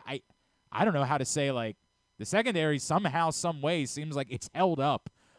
This to me is one of the more unbelievable stories of the season, and some of it might be some of the quarterbacks they've faced, but I don't know how the secondary, with all of that they've been through, has managed to get through these first 4 weeks of the year. Well, I mean, I think 2 guys you really got to credit are Brandon Stevens and Geno Stone, because both of those guys have come in and played really well. And Brandon Stevens specifically was a guy that, remember, they drafted him thinking he played cornerback in college, came here, and they expected he would be a safety. And if I remember right, thinking back to OTAs, I feel like I saw him playing a lot at safety. But, again, they need cornerback help. They know he can play, so they said, you know what, let's have you come out down and play corner. And he's played really well. I mean, of course, he had the interception the other day off the tip pass that set up the first touchdown. But he's just been really physical with guys. He was really physical against the Bengals and really frustrated those receivers. And they've probably gotten more from Brandon Stevens so far than they could have possibly hoped for. He's been great. And then John Harbaugh said on Monday, when Marlon Humphrey comes back, they expect to just keep Stevens at corner. And then they can figure out how that might work. Maybe Humphrey goes in and plays more in the slot. And Ronald Darby, playing on the other side, has also been a guy who's played pretty well for a guy they just basically grabbed off the scrap heap in late August. And said, come on in, start playing with us. And he's been good too. So, yeah, the secondary, for missing the guys they've missed, for the time they've missed them, it has held up well. And that's a credit to those players. Bo, the tight end position, last year, Isaiah Likely added a lot to a lot of this excitement. Yeah, a lot of excitement, a lot of buzz. Is he sort of not misplaced, but is he sort of out of sync with what Todd Monken's trying to do right now for him catching balls? Yeah, that's an interesting one, right? Because he has really been a non-factor, and I think a lot of us expected him to be in the mix completely. And actually, I thought last week when they were missing Bateman and they were missing Beckham, and I thought, well, here's a guy who likely might be a guy that you could come on and basically play as almost like a slot receiver and contribute that way. But he's got 3 catches in 4 games, hasn't really made an impact. And I don't know, on the surface, you'd think it would be a function of just having all these other weapons now. Yeah. And that's just a fact. They didn't have them or they were missing a couple of them in Cleveland, and he still didn't really turn into a factor in that game. But I thought we would see more of him. I thought we'd see more use of him, but it could just be a function of the numbers. And keep in mind, too, in a couple of these games, they've really been pounding the ball on the ground, too, more than people expected. But it is a little bit surprising that he hasn't had more of an impact. Bo Smolka with us here on GCR, talking about the Ravens ahead of Steelers Sunday. Bo, there's a bit of a roster decision that appears that needs to be made, and maybe a couple of them. So you referenced that Marlon Humphrey's looming. Keaton Mitchell was back on the practice field as well. I don't think there's going to be a rush with Keaton Mitchell, but that does still start the 21-day window, so at some point a decision will have to be made. And then Melvin Gordon can't be elevated from the practice squad again. And as Gus Edwards and Justice Hill appear to be the top 2 backs, Melvin Gordon has been involved and got involved obviously last week as a pass catcher and made a huge play down the sideline on 3rd down. Is it a fait accompli that they're going to put Melvin Gordon on the roster, or could they still be trying to manipulate things a little bit there just because of the roster crunch that they're dealing with? Well, it's an interesting question because, to your point, you're allowed to elevate a guy from the practice squad 3 times. And Gordon has had his 3 elevations. And if you want to do it again, he's got to go on the 53-man roster. The interesting thing is, and it's water under the bridge now, but in one of his 3 elevations, he actually didn't play. He didn't play a snap. So that was kind of a wasted elevation in a sense. But that's already done. So I honestly thought last week they might elevate Kenyon Drake instead just to keep open the option of another elevation for Mitchell, but they didn't. So, yeah, I mean, it's possible. I don't think they're going to elevate or activate Keaton Mitchell this week after being out and now just 2 practices. It would surprise me if Mitchell is activated right away, but maybe a week from now he would be. So, but if Keaton Mitchell or if Melvin Gordon is going to play this week, he will have to be added to the 53-man roster. There's ways they can do that, and they could ask Josh Johnson to go away for 48 hours again like he did once before. But they do have some roster gymnastics to fiddle with, and they're going to have to do it. I do think Keaton Mitchell will be on the active roster within a week or 2. Wow. He has to be within 3 weeks, but I think it'll be I'd be surprised if it's this week. So you're looking at basically if Melvin Gordon comes up to play this week, then yeah, someone's got to go away. Or you could choose to elevate Kenyon Drake this week because you do have an extra elevation still with him. Yeah, again, it would seem weird considering Melvin Gordon was pretty helpful, but I get it. This might be this is the numbers issue that we're dealing with. We kind of don't have a choice but to play it out this way until anything else were to play out. I just brought it up with Evan Washburn, Bo, and you alluded to it this week at PressBoxOnline.com. The subplot that's being almost discussed, not at all, and I'm still not fully sure that everybody's all that aware of it, is that Lamar Jackson hasn't had a moment yet in the history of Ravens Steelers. Now, he's only started 3 of these games for a litany of reasons between COVID and injuries. Terrell Suggs famously says you're not a Raven until you've left your stamp on Ravens Steelers, right? Like, that's a phrase that we hear all the time. And I'm telling you, this week we had both Justice Hill and Tyus Bowser out for an event. They both brought it up, right? And it's still a thought for all of them. How important is it at this point for Lamar Jackson to just do something to make a statement and to have a moment in Ravens Steelers history? Well, it is interesting, right? He has not played well against the Steelers for whatever reason. You referenced the missed games. He's, excuse me, since he became the starter, there have been 8 Ravens-Steelers games, and he's missed 5 of them. He missed one in the last one in 2018 because he was 19 because they rested all the starters on the way to they're just rested him for the final game to set for the playoffs. Then he missed the COVID Bowl game in the Wednesday afternoon in Pittsburgh. And then he's missed the last 3 with injuries. When he did play, you might recall here in Baltimore, he threw a pick 6 on, I think, his first pass against the Steelers here in Baltimore. And then the game at Pittsburgh, the last game he played was the one at Pittsburgh where they scored late. It was the day Marlon Humphrey had gotten hurt. John Harbaugh said, we're out of defensive backs, so we're going to try to win it right now. They cut the lead to 1 in the last minute of the game. They tried to win on a 2-point conversion, and Jackson's pass fell incomplete to Mark Andrews, and they lost by 1. He has 4 touchdowns and 6 interceptions in his career against the Steelers, and his passer rating against them is 67.4, which is his lowest against any team. So whatever the Steelers have done, it's worked against Lamar Jackson. He has not looked like the same Lamar Jackson other teams have seen. Whether that's pass rush, whether that's execution, I'd have to go back and look at the 3 games. But, yeah, he even said it this week. He said, I haven't played my best against the Steelers. And he is correct. So I think I think he knows it, and I think he's motivated by it. But it's still going to have to happen. And what does that mean? It means, number one, he's got to take care of the ball. No interceptions, and he's got to cut down on the fumbles. The fumbles with Lamar Jackson are a problem. And he knows it. They know it. But I think it's 8 fumbles now in 4 games, and maybe 1 was waved off by penalty, but too many fumbles. And he has just, like I said, he's not taking care of the ball against the Steelers. So that's number 1. If he does that, and this offense operates efficiently, then they're in good shape. But if they don't take care of the ball, then they're in trouble. Bo, I want to hop over to the defensive side of things. Jadeveon Clowney. He's right now playing. Is he playing some of the best football of his career? Well, I'd have to go back and look at his early career, but I say he's playing extremely well, and he's got to be everything the Ravens could have hoped for and more from him so far.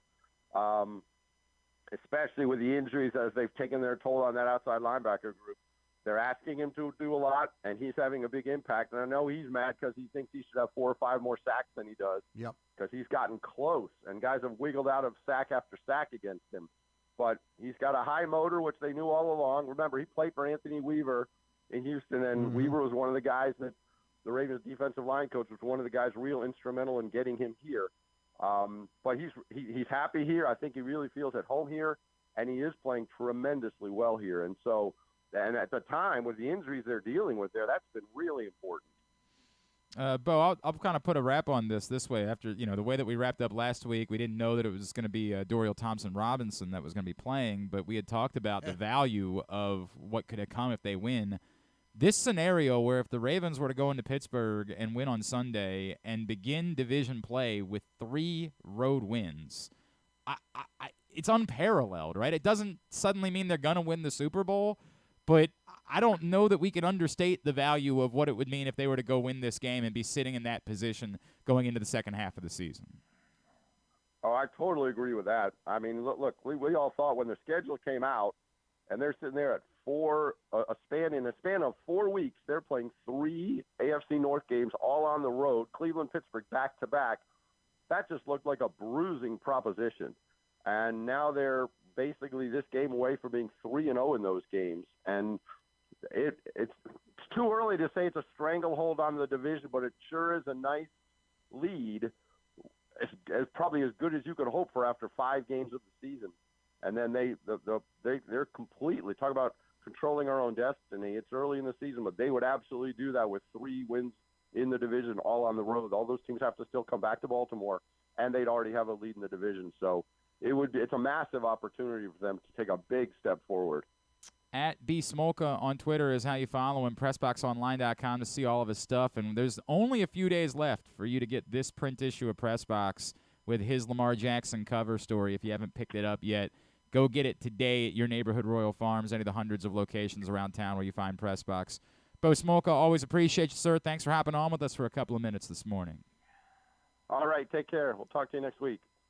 PressBox Ravens beat writer Bo Smolka with us here on GCR. It did sound a little under the weather. I agree with that. A couple of things real quick, Stan. Chase Claypool has been traded. The Bears have shipped him to the Dolphins. I think it's a late-round pick.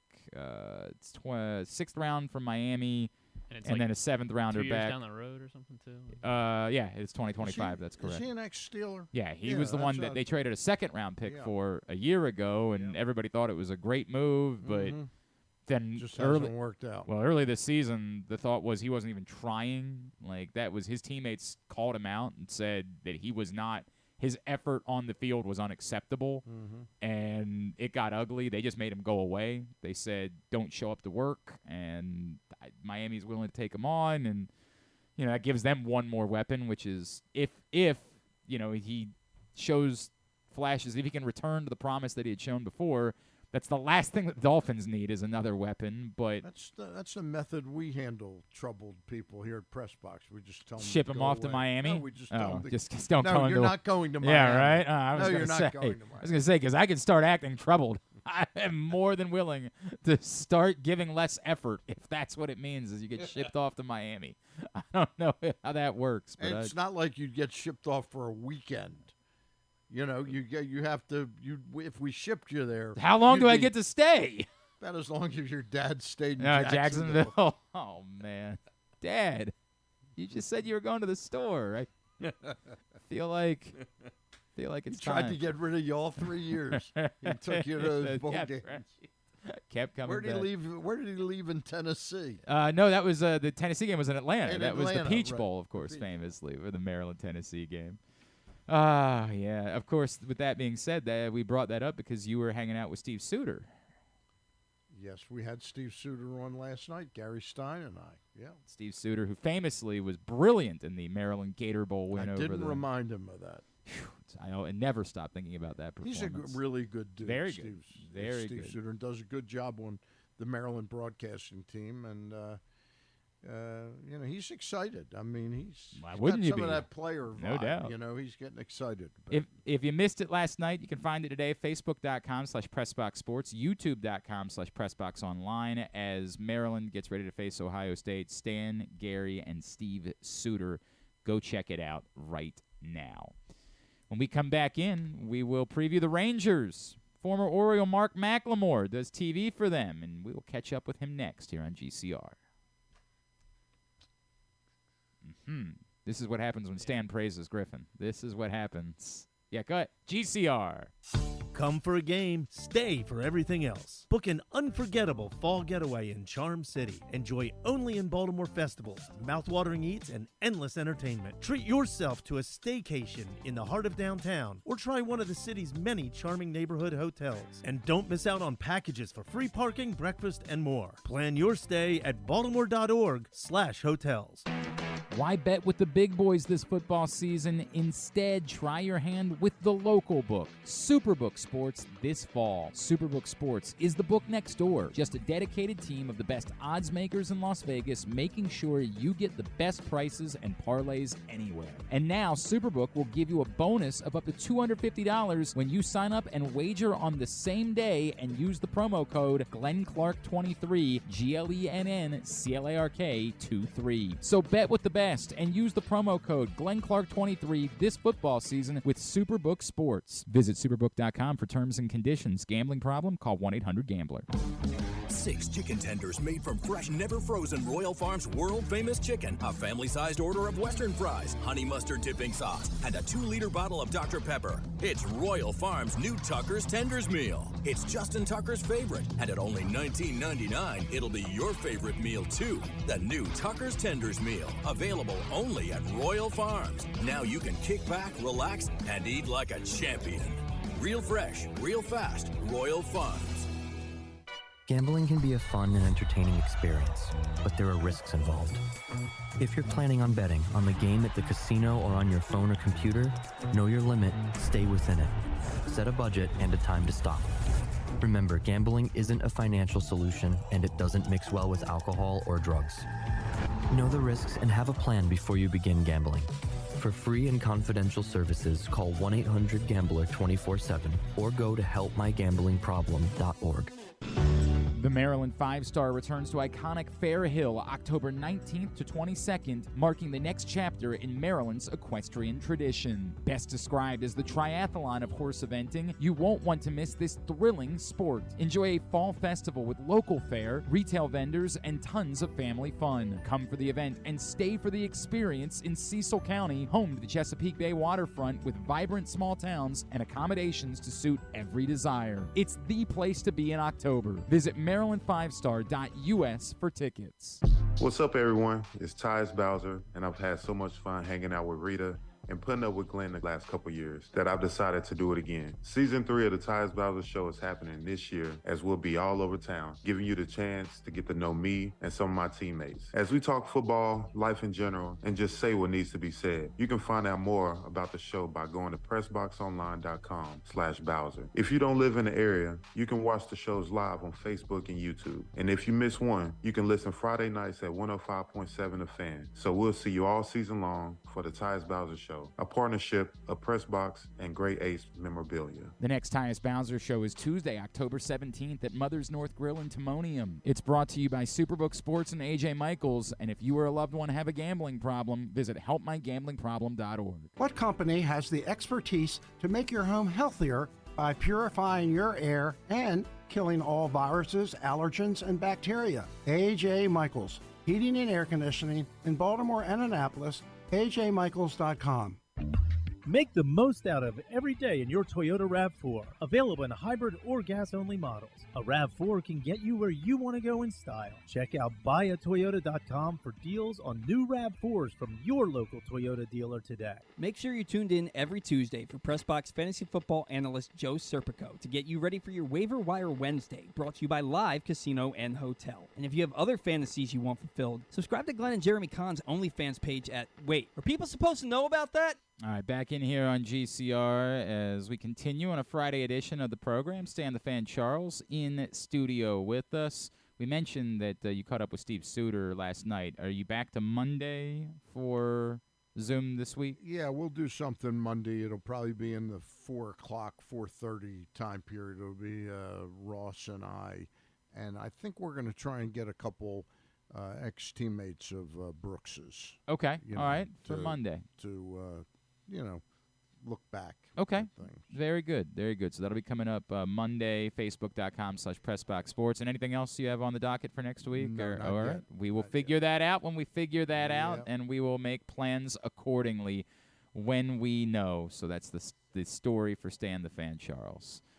Orioles-Rangers, it all gets underway. We're still waiting for them to officially announce that Kyle Bradish is the starter for Game 1, but for God's sakes, Kyle Bradish is the starter for Game 1 tomorrow at 1 o'clock, and we also are officially waiting word. It's not just the Orioles and the Rangers. Like, almost no one had announced who their pitchers were for the division series going into the weekend. I believe that only the Astros had announced. Yeah, the Astros had announced Verlander, and the Dodgers had announced Kershaw, and that's it.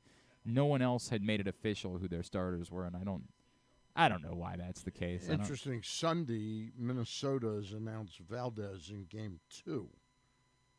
Yeah, you mean the Astros announced? I mean the Framber Astros. Valdez to the face Astros. Minnesota. Yeah, Yes, correct, for Game 2. Yeah, so they announced their Game 1 and 2 starters. Nobody else announced anything yet this week. Let's preview the Rangers side of Sunday, and it's an opportunity for us to catch up with a former Oriole, a man who spent 3 seasons here in Baltimore back in the 90s. Was one of my favorites as far as he was one of my favorites. He was a lot of fun to watch play, super utility man and second baseman extraordinaire. Now, TV analyst for Bally Sports with the Rangers, he is Mr. Mark McLemore, and he's back with us now here on GCR. Mark, it's Glenn and Stan the Fan Charles here in Baltimore. It's great to catch up with you. Thank you for spending a couple of minutes with us. Oh, anytime. Glad to do it, fellas. I know we're very excited up here. The excitement down there after what they did during, I don't know if there was trepidation going into the playoffs about this team and some of the struggles they had during the season, but how much has the vibe changed after they went into Tampa and just dominated the Rays for a couple of games? You know, I'll tell you what, it was pretty difficult, losing the division on the last day of the season.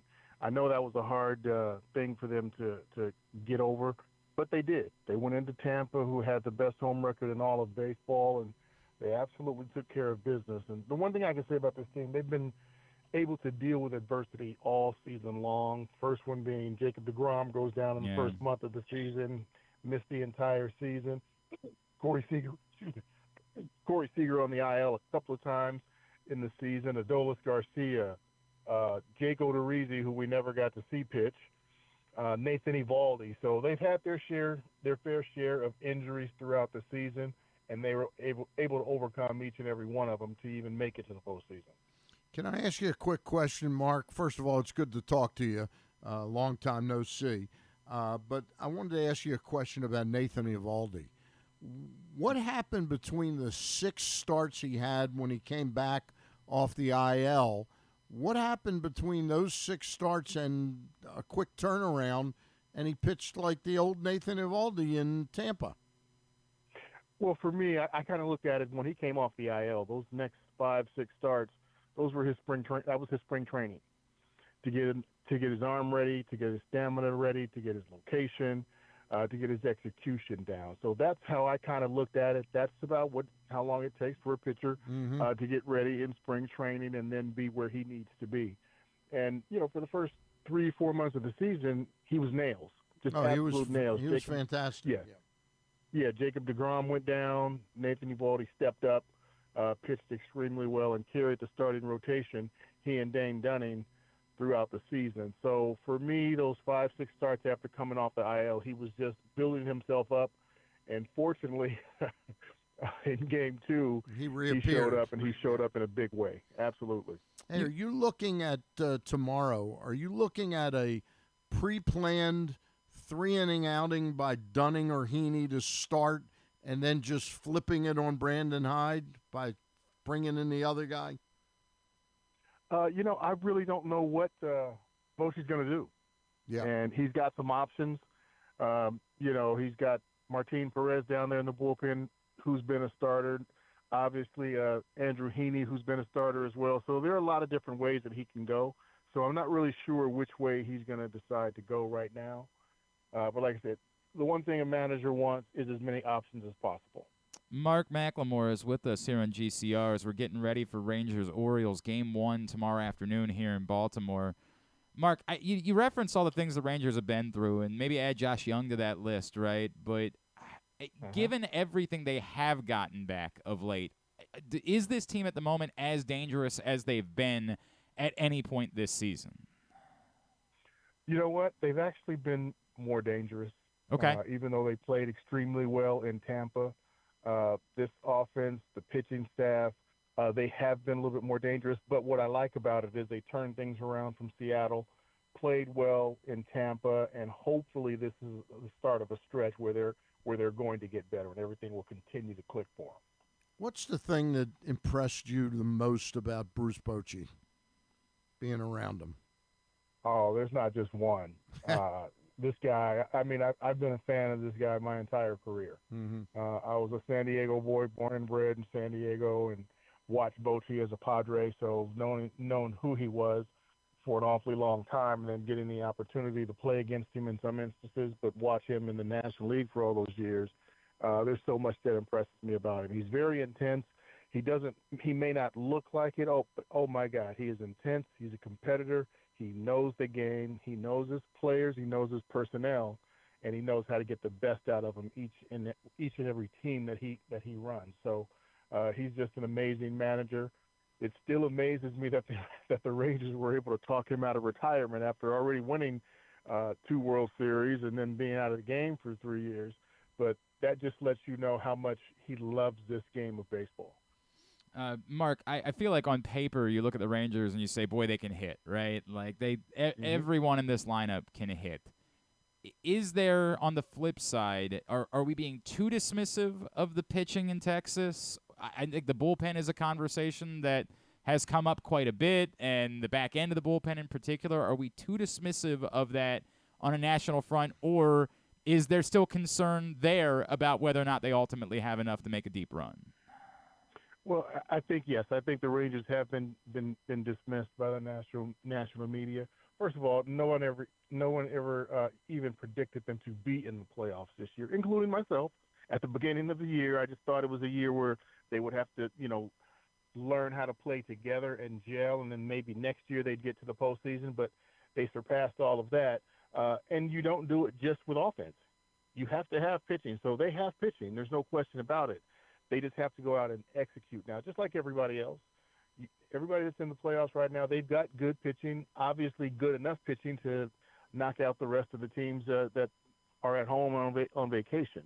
Now, is it, does anybody have that knockout staff? I don't think there's really any one team that has that. Every team in the playoffs right now, they've got some sort of injury with one of their, main pitchers or starters, or even relievers for that matter. In y'all's case, Batista being out. Yep. So, it's part of it. Every team goes through it. It's the one that can overcome it that's going to ultimately hold that trophy at the end of the postseason. A couple of things that, I referenced the bullpen, right? Like, how has that worked without necessarily having, you referenced Felix Bautista. We're kind of learning because on the side of things, we don't know what it's going to look like for the Orioles going into the playoffs. But is it a full-on by committee kind of approach for the Rangers? Like, whoever is best suited for the matchups, that's who's going to go in? No, the closer is going to be Jose Leclerc. Okay. He's been that guy that stepped up. He had Tommy John surgery a year ago, or a little over a year ago. This is his second season back now, so he's on. Over the last month, probably 2 months, he started really getting locked in. Even though we've got Chapman and Will Smith that did a lot of the closing. Will Smith earlier in the season until we got Chapman, and they kind of flip-flop back and forth. Now Jose Leclerc has really emerged as that closer again. The guy, and he looks just like the guy that he was before his injury. So he's using his fastball very effectively, and the slider and the changeup, and he's locating and executing pitches when he needs to. So I think right now he's that closer. We saw Chappie come in the 8th inning against Tampa and shut things down, and so I think that's probably the back end that he's going to use. And Josh Forrest is a guy, too, that has some great stuff that he can use in late inning situations. But I think before that, Bochy is really big on 2 things. One, matchups, and the other thing is, how is my guy feeling and looking to me right now? Not what's on paper. Bochy is a guy that he's going to look at a particular player and see what he sees and go from there, regardless of what the analytics say. And then you referenced all of the options that they have as far as pitchers are concerned. Max Scherzer is reportedly going to throw a live bullpen today. Are we at the point where, like, he could still be an option, like, during this season or this series? I'll tell you what, the competitor that Max Scherzer is and has been his entire career, I wouldn't put it past him. I would never count that guy out.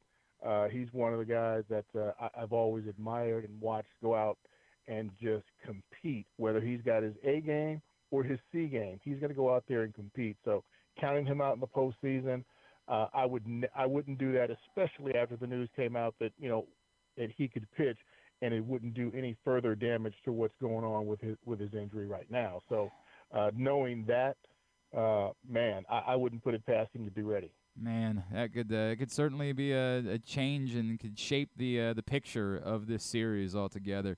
I'll phrase it this way, Mark. What has to go right? Like, what is the roadmap for the Rangers to be able to win a game in Baltimore and win this series? What has to work for them? Pitching and defense. They have to pitch well. The playoffs, really, not even just the playoffs, but winning is about pitching. You have to be able to pitch. Good pitching stops great hitting every single day of the year. So if the Rangers starters can go deep 6-7 innings and get to the back end of that bullpen, and Leclerc does his job, I think the offense can score enough runs, and they're an explosive offense. They led Major League Baseball in offense, so we've all seen the sticks. It's just about pitching right now. That's what has to go well for the Rangers, and honestly for any other team that's in postseason. You have to pitch well in order to win. Mark, you of all people remember Mike Mussina pitching at Camden Yards, and that's pretty much the last time the Orioles, with all due respect to Chris Tillman, it's really the last time the Orioles had a true number one guy. Kyle Bradish is evolving into that and really has been for a while. What do you see about Bradish? I like his demeanor on the mound, and for me, a guy with a number one mentality, that's huge. That to me, that trumps stuff. What a guy has, but having that number one mentality where nothing phases you, you have an error made behind you. It may score, it may cost you a run or even two, but you take it upon yourself and you shut it down. You have ice water running through your veins, and that's what I see from Bradish. I would imagine you, of all people, know. A lot of people made jokes about the atmosphere in Tampa for that series, but you know what it's like when there are, the time that you played here, every night was sold out in Baltimore, and the expectation is that it's going to be just that same raucous atmosphere here in Baltimore. I think it probably is going to be a little bit different than what the Rangers felt in the first series of the playoffs, correct? It will definitely be different. There's no question about it. To me, it's probably going to go from a spring training game to a full-blown playoff game. The fans in Baltimore are absolutely terrific, always have been. I love the fact, and to this day, it still amazes me that people would stand up over the bullpen to watch a game. That was incredible back then, to see a full house every single day. And now this is postseason. It's going to be off the chain. I know it is. So it's got to be fun for the players. For the Rangers, they're going to have to block it out. There's no question about it. They're going to have to block it out, and you become accustomed to that. You're able to do that if you're a professional baseball player. But again, this is playoff time, so it's going to be tough. But I know the fans are going to definitely enjoy it, and they're going to be that extra fan that the Orioles need and want. Hey, Mark. I'm going to ask you a question about somebody that I have a feeling was pretty special to you, and it's a guy who managed both of these teams, the late Johnny Oates. I haven't talked about him or asked anybody about him. What did he mean to your career, and what was so special about Johnny? Wow. Johnny, first of all, was a great person, a kind man, and you just don't really find that too often anymore. The word kind, you don't hear thrown around anymore. You always hear, oh, nice guy. Johnny was a kind person who cared about everybody. And for what he did for me at that point in my career, I played for Johnny for 8 years, 3 in Baltimore, and then I followed him to Texas for another 5 years. He gave me that second opportunity to be a starter again, a starting player again in Baltimore. I had kind of, had some ups and downs in my early career with the Angels and Indians and Astros. And Johnny was that guy who said, I know you can play. Go out here and do it. And so he gave me that opportunity once again in Baltimore. And then when he went to Texas, I was his first call. And all I had to do was know who was on the other end. And it was Johnny. Yes, I'm going. I'll be there. But just a great person, a great manager, and he was that force for me, that calm, steady force for me that, gave me that second opportunity to be a starter again. If I could piggyback off of that, Brooks was still working as a broadcaster when you were playing in Baltimore. Did you have a meaningful moment or spend any time with Brooks that stood out to you? Well, for me, just meeting Brooks Robinson, knowing who he was and the player that he was in Baltimore for decades, that was just mind-blowing to me to be able to see him, on occasion when he ever came to the ballpark, and just to talk to him and spend time with him and watch how he was, with other players and former players and former teammates of his. That was always fun to watch and exciting. So I tried to soak up every minute of it I could whenever we spent time together. He is Mark McLemore, of course. Rangers, Orioles, Game 1. That's right, number 2. He's I think we would all agree the greatest infielder to ever wear the number 2. No right, question in about the history of baseball. Yeah, I think no we can question all agree about that. J.J. Hardy. You know what? J.J. Hardy was pretty good too. Yeah, J.J. So Hardy I think if was we go pretty good. McLemore and There's Hardy, nobody else. 1A, 1B, that would be the list, and then nobody else. That would be the entirety of it. Bob Bonner. Okay. I think Yeah. Number 2. Keep doing this. Mark, thank you so great much. talking to you, Mark. Really appreciate you taking the time for All us. right, fellas, Enjoy you the got it. series. Anytime. All right. Mark McLemore, former Oriole and, of course, now Rangers TV analyst. Appreciate him checking in. You want to go on the record? We do our picks, right, for football. Do you want to go on the record with an official prediction for the series? This is a tough series. I'm nervous about it, but I'm going to say the Orioles will win this in 5 games. Okay. I'm going to say the Orioles are going to win this in 5 games. It's funny because I think a lot of it, you default in series to, like, when there's a better team, well, you win it in 4. It's going to be really hard, I think, for either team to win on the road in this series. Yep. Like, I think it's going to be a very difficult thing to do. Our pitching depth will come into play, and I think our pitching depth trumps their pitching depth. Do you change your mind about that at all if Scherzer ends up pitching? I don't expect him to pitch in this series. I think they're getting him ready. In case. I don't see any way he could pitch in this series. So I don't think he's a factor for this series. He is throwing a live batting practice today. And frankly, the Max Scherzer today it's definitely not right. It's not vintage Max Scherzer. You got the heart of a lion and a champion, but he's throwing a lot.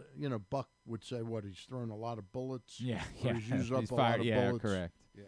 I don't know if my stomach can handle a 5-game series. Like I was talking about to this. some of these people in town, and they're so amped up about, we're going to sweep them. I mean, it's just a really. There's no question that's a really good team. Really good team. I'm saying more like I had this conversation with a friend of mine who's a Nationals fan. Yeah. And who had invited me out to Vegas a couple weekends from now, and I was like, "Hey, man, I'm not going to go. I'm kind of too excited about this right now. I'm going to pass on that." And after I told him, he said, "I get it. I just hope that you're prepared for how miserable the next few weeks are going to be." Yeah, it's going to be intense. I like the way that he said it. I immediately knew what he was saying because I think a lot of people would be like, miserable. This is everything that we've waited for. Yeah. But what it really is the pit of your stomach feeling of every pitch in every game. There is no respite. There's no, hey, this one doesn't matter, or we can ease up a little bit, or no big deal if they lose, or anything along those lines. You're going to spend however long the Orioles are in this thing just feeling it's a roller coaster and ride. unlike football where it's during the week, it is every freaking night for the most part that you are dealing with this. It is going to be hell. Yeah. I mean, just hell. I'll feel a lot more confident if we get by the Rangers. I'll feel a lot more confident about this team moving forward. Again, the one thing, and it's a double-edged sword with players like Rutschman and Henderson. I think they're getting better. They're maturing.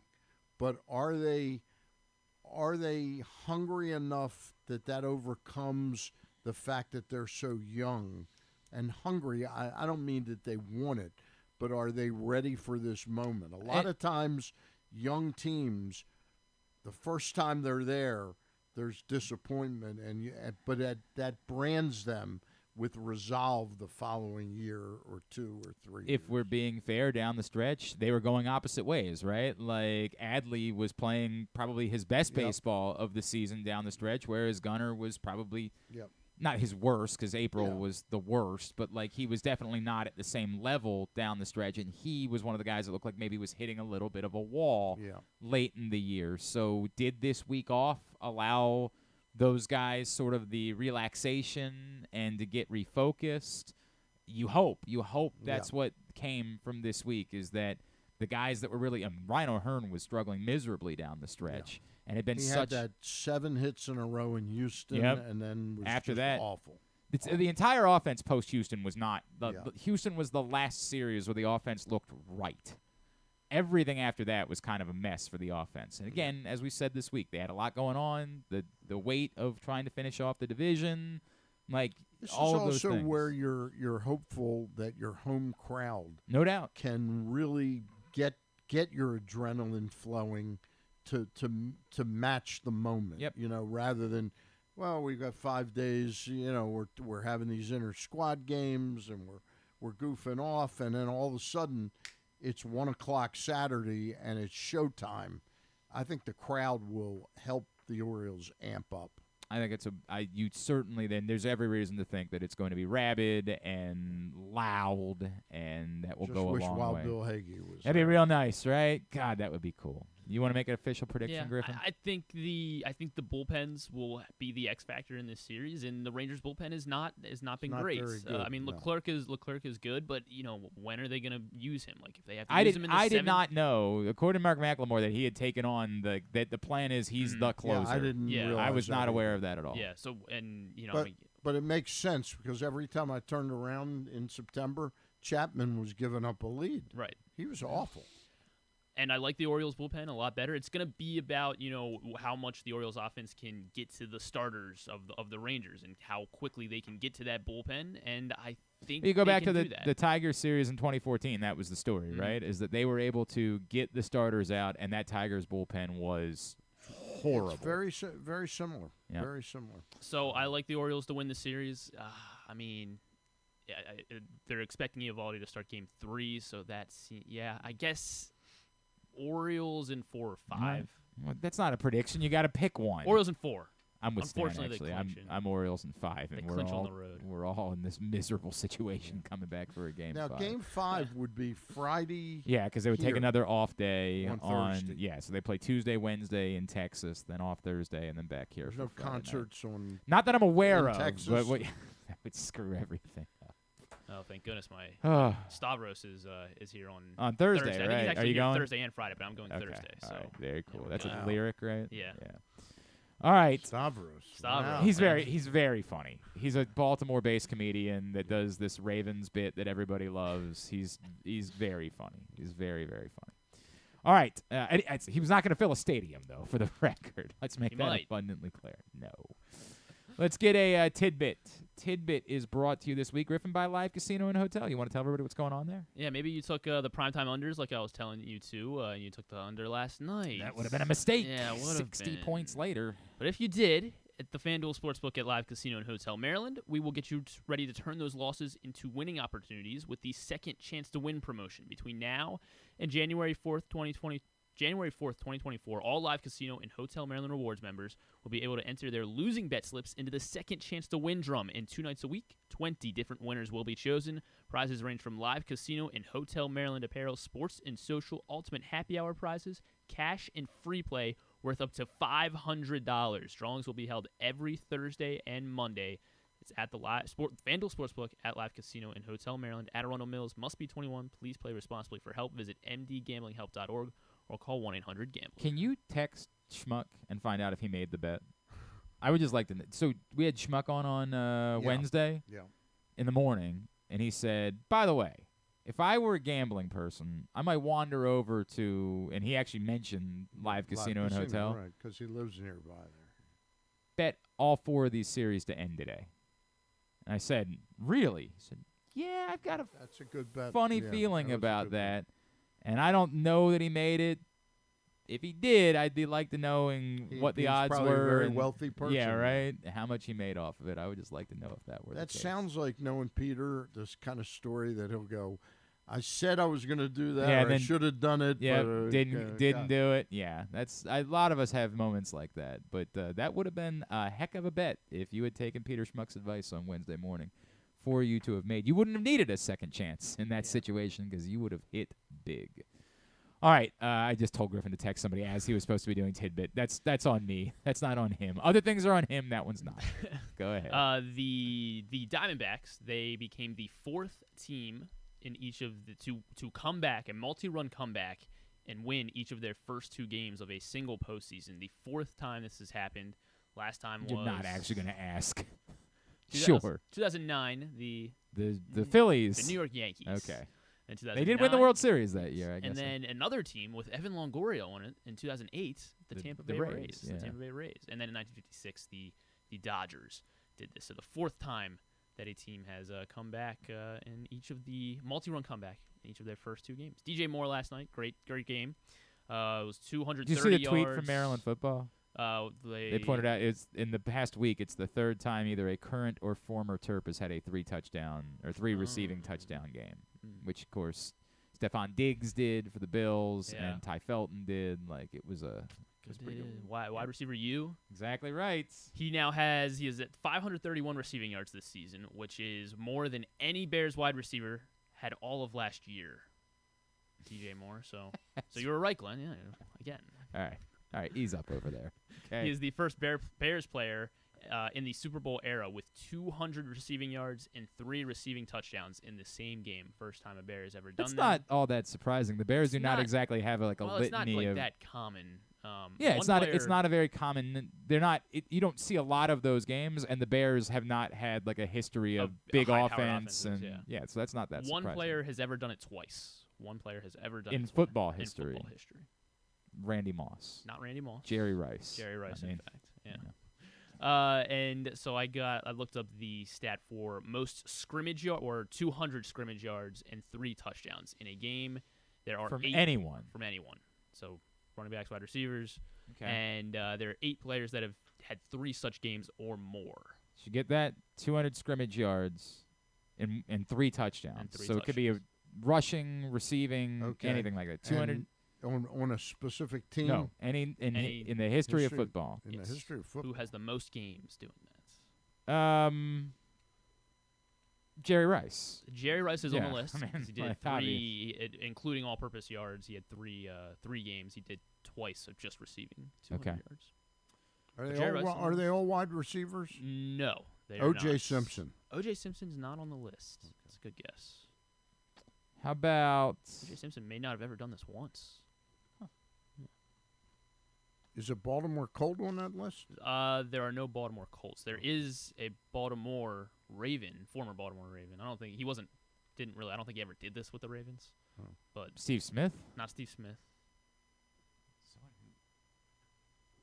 Anquan Bolden? Not Anquan Bolden. Derek Mason? I'll give it to you. The only wide receiver is Jerry Rice on the list. Oh. Yeah. Okay. So did Jamal Lewis? Did he have 3 touchdowns? Not in that Jamal game? Lewis. He definitely had the 200 yards. Former teammate of Jamal Lewis. Priest Holmes. Priest Holmes. Yeah, Yes. he had that. Yeah. 3 games of 200 yards and 3 tuds. God, he was a monster, man. People forget how good Priest Holmes was. He was. What a backfield they had. God. So the rest of them are running backs, or Yes, is there the a rest of tight them- end? the rest of them are The rest of them are running backs. Gale Sayers one of them. Gale Sayers is not on the Oh, list. that would have made a lot of Yeah. sense. Barry Sanders. Barry Sanders is in fact on the list. I guess 3 Marshall games. Faulk would make a lot of sense. Marshall Faulk is in fact 3 such games. LaDainian Tomlinson. LaDainian Tomlinson has the most games ever, 5 games of 200 scrimmage yards and 3 scrimmage touchdowns. So we need 3 more? Yes, 3 more. 3 more. Earl Campbell. Not Earl Campbell. Curtis Martin. Not Curtis Martin.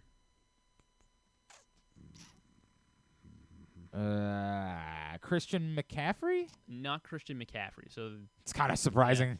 We have one, kind of modern, like mid-2000s, early 2000s And player. what's the old timer? Old timer. Is what years? 50s, 60s.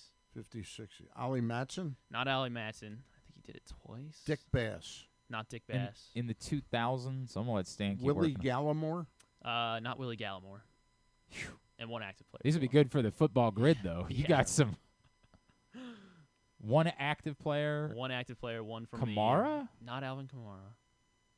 God, who would it be? Did he play for the Detroit Lions? No. Okay. Active. I guess Mel Farr. I can't remember. all I'm these just guys. hang on. I'm just gonna start guessing It's active a little guys. more obvious, Stan. How for about the Tony old-timer. Dorsett? Not Tony Dorsett. Jim Brown? Yes. Oh, okay. Jim Jesus, Brown. I can't believe we didn't get. Oh, yeah. I mean, All right, let me just. you were showing off the brain. Let's there, just Stan. go I like through the active guys, right? Chubb, Taylor, Henry, Derrick Henry. Derrick Henry. 3 such games. And then you said somebody in the 90s. Somebody in the late 90s, mid 2000s. Late 90s, mid 2000s. Brian Westbrook. Not Brian Westbrook. Clinton Portis. Not Clinton Portis. Corey Dillon. I think Clinton Portis did it twice. Yes, Corey Dillon. Corey Really? Dillon is the answer. 3 games. Way to go. For Corey Dillon. You pulled that out. Really did. Really did. I don't know why, but whenever I think of Clinton Portis, I also think of Corey Dillon. I can't tell you what my thought process is, but I have associated the two of them with each other for some reason over the years. Clinton Portis has 2 games. Very cool. Very cool. All right, good job. Tubular brought to you today by your local Toyota dealer and the buyatoyota.com. The Toyota Tacoma comes in a range of models and trim lines, so you can choose the perfect Tacoma to reflect your unique personality and driving habits. Check out buyatoyota.com for deals on new Tacomas from your local Toyota dealer today. Big weekend, and it all kicks off tonight. Johns Hopkins, Gettysburg, 7 o'clock. Before that, 4 p.m., Concordia Prep takes on John Carroll. All right, there you go. On YouTube. There you go. Are you doing that game? Yes, yeah. You and Miles Goodman? Me and Miles Goodman. Very good. That's correct. Guys, I'm going to duck out. I just realized it's 12:15. I want to see Bradish press very conference good. at 1:15. Stan, thank you, sir. Appreciate it. I'll At talk Stan to the you. Fan on Twitter is how you follow him. Appreciate you hanging out with us this morning. All right, game 1 tomorrow. Fox Sports 1, 1 o'clock. Kyle Bradish. It's Kyle Bradish versus TBA. There are no official, but it's Kyle Bradish versus TBA. So this press conference is pen to paper, you think? Yes. Yeah. Yeah. And then game 1 between the Twins and Astros at 4:45 on Fox Sports 1 as well. The first games in the National League are also both tomorrow. Then for some odd reason, they have off days on Sunday in the National League. It's a very weird way they're doing this. To stagger it, I get it, but They just don't want to be going against football on Sunday, and I get it to some extent, but it's still weird. Phillies-Braves game 1 tomorrow night at 6, and Diamondbacks-Dodgers game 1 at 9:20. Both those games on TBS. As Stan mentioned, Maryland-Ohio State at noon tomorrow on Fox. CBS Sports Network for North Texas Navy at 3:30. Towson hosts Albany tomorrow at 4. Stevenson's at Albright at noon. The big one, of course, is Oklahoma, Texas, but you're going to be watching the Orioles. So, that's on ABC if you want to watch that, but you're going to be watching the Orioles. And then on Sunday, Ravens-Steelers, 1 o'clock. Of course, Rangers-Orioles game 2 at 4, followed by Twins-Astros game 2 at 8. Both those games are on Fox Sports 1. The other NFL games you can watch on Sunday, starting in the morning, 9:30 a.m., Jaguars-Bills on NFL Network. And then the late games on TV on Fox, Bengals-Cardinals at 4 o'clock, and CBS Chiefs-Vikings at 4:25. Game 1 of the WNBA Finals on ABC Sunday at 3 between Vegas and New York. Anything non-sports? Everything else you can find at GlennClarkRadio.com. Non-sports-wise? Just a couple things. Peter Schmuck did say he unfortunately didn't have time to get away and get out to the casino because he doesn't do the gaming apps. But I told him, download Superbook, use Glenn Clark 2030. Yeah, right, of course. That's exactly Said it what would have paid out about 11 to 1 had he been able to make it out there. Man. I mean, he probably wouldn't have put more than I don't know. I don't want to get in Peter Schmuck's wallet. Maybe he could just make a $100 bet and not think about it. But I feel like a bet like that, you put look at John Colson decked out in his old school Orioles starter jacket. I like that. Is that actually a starter jacket or not? It Hey, you wanna looks show it like a off? starter jacket, but I don't. Now that I look at it again, normally they have the starter logo somewhere. Yeah. Here, slide but over, John, so the camera can see you. There. My favorite gift. I think I've talked about this story before. My 12th birthday was 2131. And my parents pulled me before school started. They pulled me in. My dad never stayed home from work like this. So I was like, "Oh, they're telling me we're going to 2131, right?" And then they hand me this awesome Oriole starter jacket. And I'm like, and I'm freaking out, right? Yeah, that was the gift. The gift was the jacket. Not the game. And it was awesome, don't get me wrong. I get it. And like an idiot, I'm going to school on September 6th wearing this big old Orioles. I'm sweating my ass off. But I am convinced that there's a surprise coming, that my parents are pulling me out to take me to 2131, and it never happened. Well, so I have conflicted for my feelings parachute about. pants. I couldn't find them. Yeah, or the Zubas. Yeah. You could really use a pair of old school Oriole Zubas. We're fired up, baby. I'm fired up. It's gonna be. It's Are you going this weekend? Oh yeah. You're going to both? Yeah. Look at that. Yeah. Look at that. It's gonna be a I fun got invited. weekend. Yeah. Oh, you got invited? I unfortunately had to give all of our tickets away to clients. Well, it was very sad. Fair. And then I got a call last night. Look at how buddy things- saying, "Hey, Look at how I was going on Saturday." Oh, Mrs. Clark and I had to have the awkward conversation last night. She doesn't care that much. Oh, it's an event.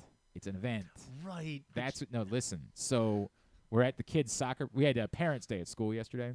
So I'm seeing all the parents. We're all talking all day, and then they had soccer practice afterwards. So I'm like spending the whole day. And you're Mr. around. Sports Guy. So Yes. they're all talking. And every single one of them is talking to me about it. I've been there. Yeah. So we get to soccer practice, and some of the parents that I'm friendlier with, they said, by the way, are you going this weekend? And I was like, actually this weekend I'm not going, right? Like I had to work on Saturday, and I would be getting there a little bit late. And then on Sunday I didn't know what the Ravens schedule, like what we were going to be doing. So this weekend I passed on going to the games. And so then they said, well, what are you going to? I'm like, well, I'm going to go to games 1 and 2 of the ALCS if they're there. And all of a sudden my wife overhears and is like, oh, you are? I'm like, well, yeah. That's when you pull the press. Oh, yeah. It's yeah, the press no. But then she's going to see on the pictures of, like, my dad and I being at the, like, she's played this game before. Say my dad paid for the tickets. That's exactly what I did. So she said, so who are you going with? I said, well, I'm going to go with my dad. Dad's taking me. And that's what she said, oh, you didn't want to invite me?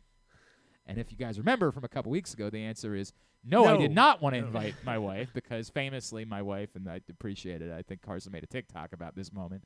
My wife a few years ago, if you don't remember the story, after the Orioles were bad again, she was like, the Orioles have always been bad. And I was like, how about like 3 years ago when we went to the playoff games? She was like, those were playoff games? Yeah. And so she will never again be invited to a playoff game. That'll never happen again, ever. There will never be another time where if somebody else invites her to one, God bless. If you would like or to she goes and gets tickets. 100. If you would like to take my wife to a playoff game, by all means, enjoy yourself.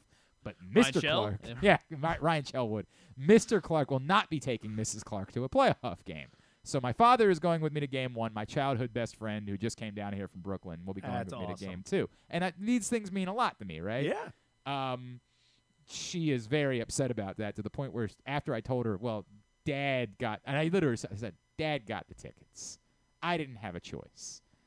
So that buys me like the game 1 story, but game 2, when she sees the picture go up of my buddy and I'm going to have to say, yeah, it's weird. My buddy and I. He also got tickets. And weird how that worked out. I couldn't get any, but my dad and my best friend both were able to get tickets. Really weird how that worked out, that it played that way. It's going to be raining tomorrow. I think apparently, it's now it's supposed to be like clearing up by the time the game starts. So if you're getting down there to party beforehand, I think you're going to be dealing with rain, like going in the morning and going into the game. You'll be dealing with it. But yeah. The word is that for the game itself, it's not supposed to be all good. Man. The word is Thunderbird. The word is Thunderbird. Not bad. Quarter twice. What do you want to talk about? What do you? There's a lot going on. Yeah, there is a lot going on. Superbook. Yeah, we've been talking about it. I promise. I know. I heard. Yeah. Glenn Clark 23. Yeah, please sign up so we can pay Glenn Clark and that'd be good. And that'd be Griffin. Good. I'd like that. All that. See, mine's I could just appeal like that. It's like a Think of it as a fundraiser. If you want this place to exist, if you want to be able to listen to the show ever again, then please use the code GlennClark23 at Superbook.com or download the Superbook app right now. Anything else? That's very good. No. Oh, we just finished our. I think there's still time to enter the contest. Today we talked about that. Final day. PressBoxOnline.com/contest. Well, yeah. That's good. And, of course, Tyus Bowser show on October 17th at Mother's North in Timonium. Come join us for that. Hopefully, I guess he won't be practicing before that show. Hopefully that Wednesday, maybe, if we get lucky. I mean, he could next week. Yeah. I mean, he could return next week. He just sort of team needs him. He kind of told us. He kind of gave away on the show this week. I appreciate the fact that he Yeah. just said it. He kind of said like, "No, I'm not ready." Yeah. So I at least appreciate the I honesty. admire him protecting himself too. I totally get that. Yeah, I get It'd it. just be I nice get it. to see I him get out it on the as well. field. It would be really nice, wouldn't it? Yeah. It'd be really nice. He's bringing Lamar this week, right? Don't start. We're gonna get ourselves in trouble, bro. Don't do that. There's too much good going on right now. Don't create unnecessary problems. brother. Your show. Your Sunday, post-game yeah, we're doing a show. big How post-game cool is that? extravaganza on Sunday night, as we mentioned a couple times. Femi will definitely be a part of it. Myself and Rita. The people at Superbook wanted you to do it from there, but then the MLB denied it. Really? Yeah. Get this. Yeah, MLB not shut them down. It's going to be open. It's going to be doing all that. They just can't do anything of that type of promotion. Well, because technically MLB controls the stadium. I was not aware of that. Well, Yeah. That's a bummer. Yeah. That's a bummer. Yeah. All right. But we're going to do some other cool stuff with them. There'll be some broadcasts coming up. Okay. All right. Cool. I look forward to those. Yep. I look forward to those. Very good. Thank Okay, you, John guys, Colson. thank you. Appreciate it. Very good. Have a good weekend. Anything non-sports wise, Tubular? There's one thing that interests me. It's called Totally Killer, a movie on Brian Prime Mattis Video. just started following me on Instagram. Oh, sweet. It's very random. Literally. That just is random. I talked to Brian Same Mattis. Brian Mattis? Yeah, I haven't talked to him in a very long time. But this looks like a horror movie that's more up my alley because I don't like scary movies. But this one looks, it's a fun one. Julie Bowen's daughter gets sent back in time to the 80s, and she has a chance to try and stop a serial killer. And then chaotic fun, happens. And so it looks good. It reminds me of Freaky, the one with Vince Vaughn. So I'm kind of excited. Sure, for this that'll be okay for you. That's it. Okay. Yeah. All right. New episode of Gen V also on Prime Video. I haven't watched it yet. Just too much going on right now. I'll get there. I heard it's very good. I will watch it because I love The Boys, but I just haven't had a chance to start yet. All right, very good. Thanks today to Stan the Fan Charles, Tim Kurkjian. Thanks also to Charlie Batch. Thanks to Bo Smolka. Thanks to Evan Washburn. Thanks to Mark McLemore. We'll get all of it up in the greatest hits section of the Oh my God, it's so good. tab at GlennClarkRadio.com. Again, the bat around 9 to 11 tomorrow morning. Sunday after the Orioles game. Not after the Ravens game, after the Orioles game for Project Game Day this week. Don't hop on at 4. We won't be there. We will join you when the Orioles game is over on Sunday. Cool? Feel like we can handle this. All right. And then we'll be back here on Monday with stuff and things, whatever there is to talk about after this weekend. Hopefully we're all in very good moods. Could be very bad. God, I don't even want to. This is the Virgo in me where there's this impending doom always, and I'm like, Jesus, this could be. I didn't even think about that being a possibility until you brought it up. Oh, God. Also, don't forget October 28th for the next hiring event for the Baltimore County Police Department, 700 East Joppa Road in Towson at the Public Safety Building.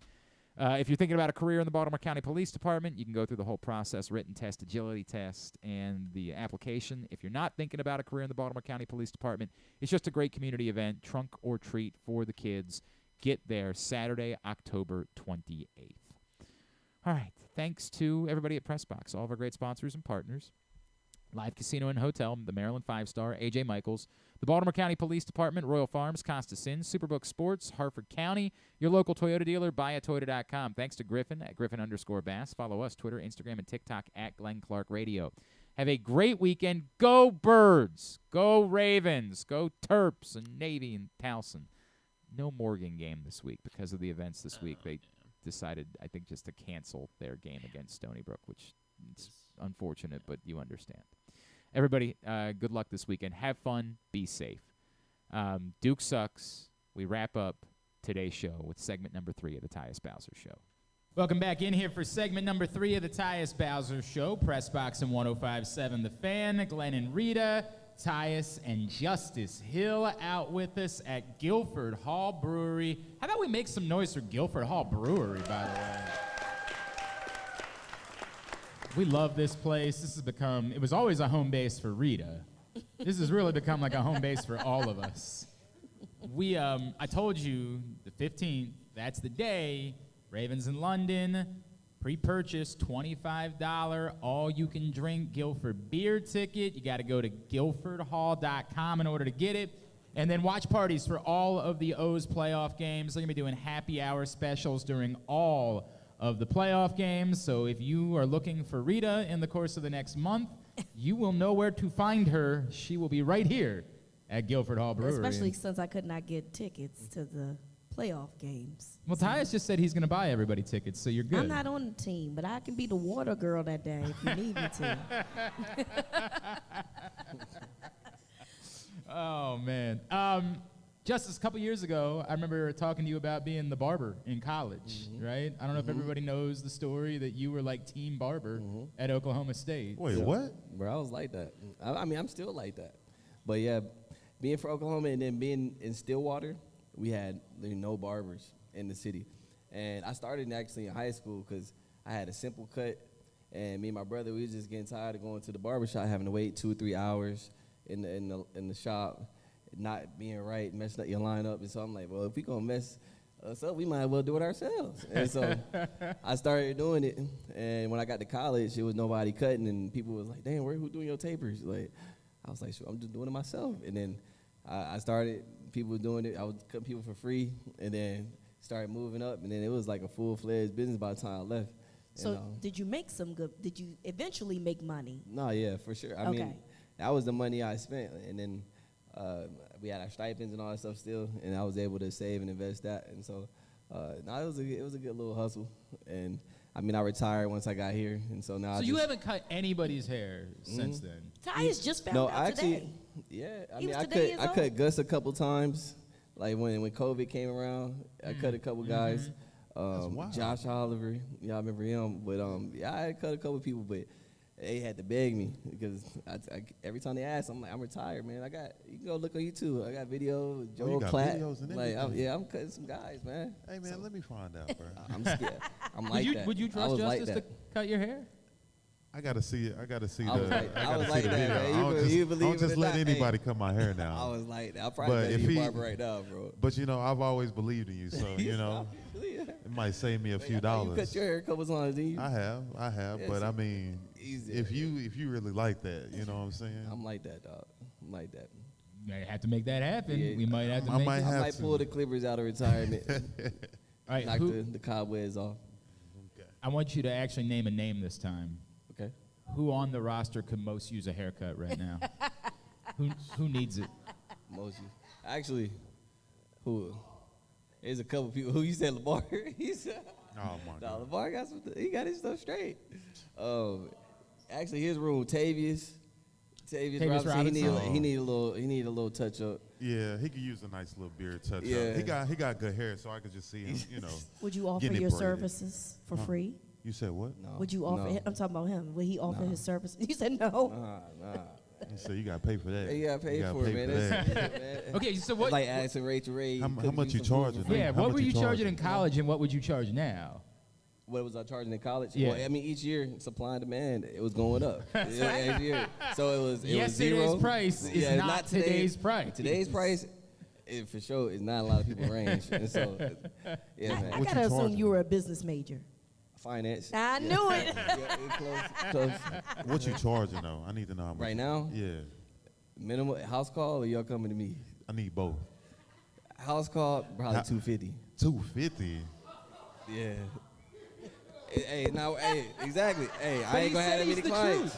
Supply and demand. I'm gonna have my couple clients. They gonna pay me good. What you need $250 for a haircut?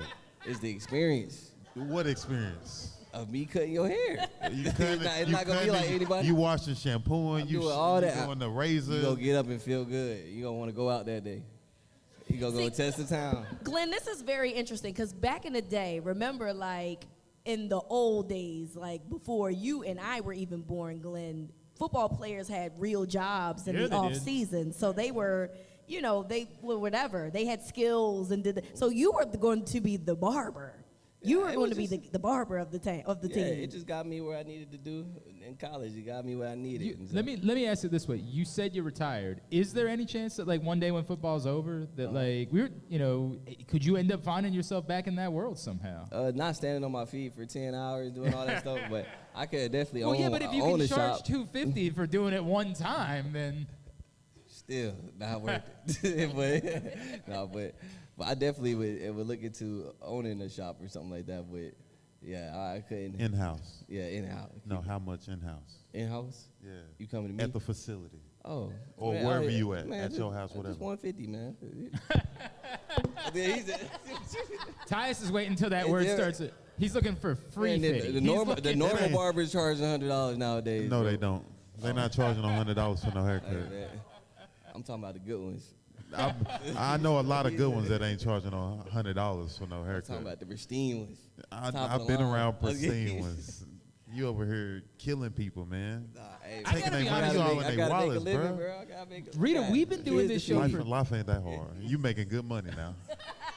You making some great money. Get out of his wallet. I'm just saying, $100 for a haircut? You can't knock You the paying hustle. $100 for a haircut? I no. Look at me. Have you looked at me? You think I'm paying $100? I'm just saying. For a haircut? I'm just saying. Would you be paying $100 for a haircut? I have paid $70 for a haircut. I mean, wait. But are you expecting a tip after that? No, that's okay, that's the makes rate. a big. Okay. With tip, I probably paid. You paying $20,000 for a Lamborghini, man? No, I'm not.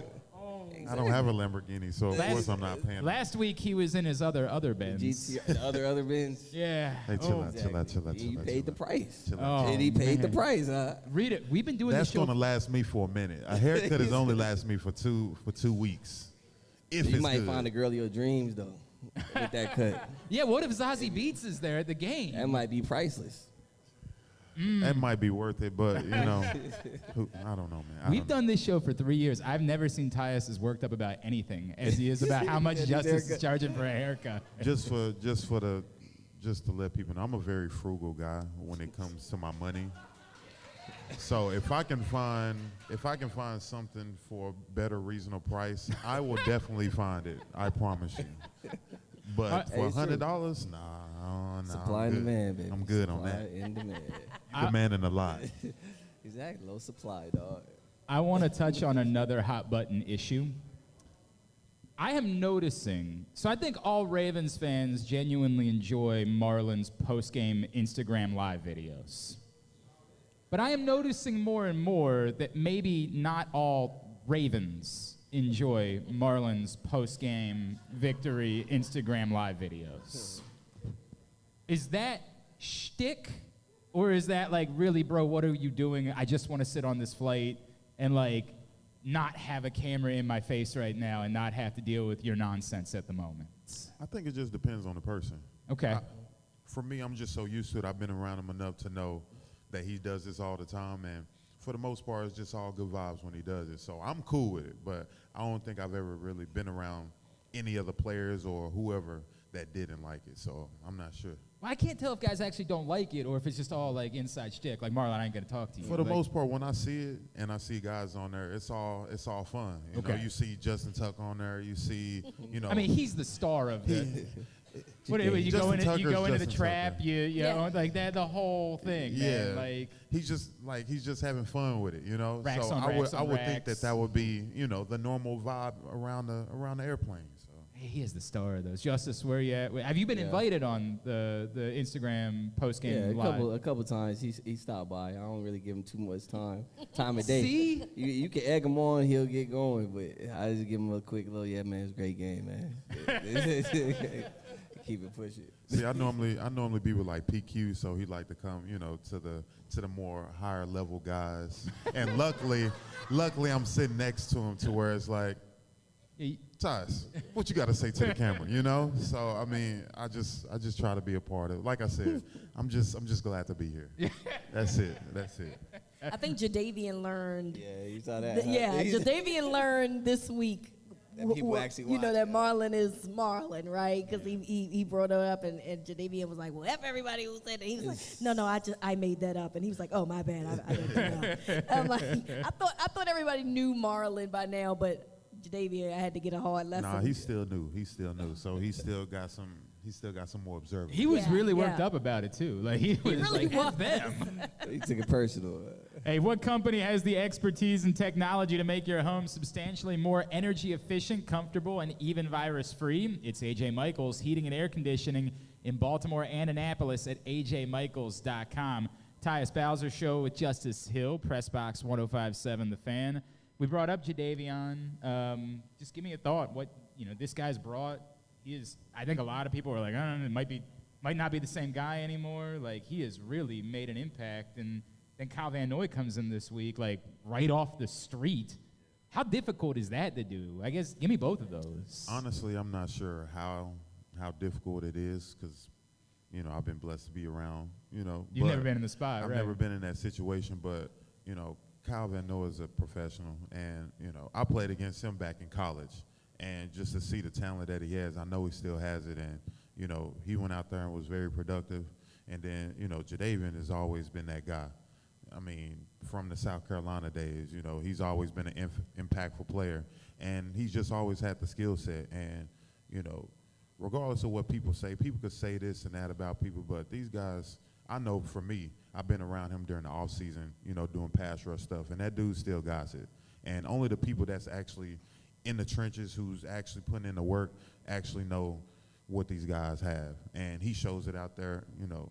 And I'm sure he wasn't expecting to play this many plays, you know, based off of the situation with a lot of us being hurt. But, you know, he's definitely made his name known, you know, in that building. If you ever bring Jadeveon out, I want to make it abundantly clear, I do a lot of stunts. I will not allow you to have him reenact the Michigan hit on me here that night. I'm not going to do that. Yeah, that was I don't care how much you know, donate to a charity. That won't. I don't think I would perish, I believe, in that moment. Yeah, that was crazy, man. That was crazy. Yeah. Yeah. All right, so y'all know what week it is, right? We know what week it is, right, y'all? Now this is where we can boo. It's Steelers week, but I like to call it, it's really F the Steelers week. That's what it is.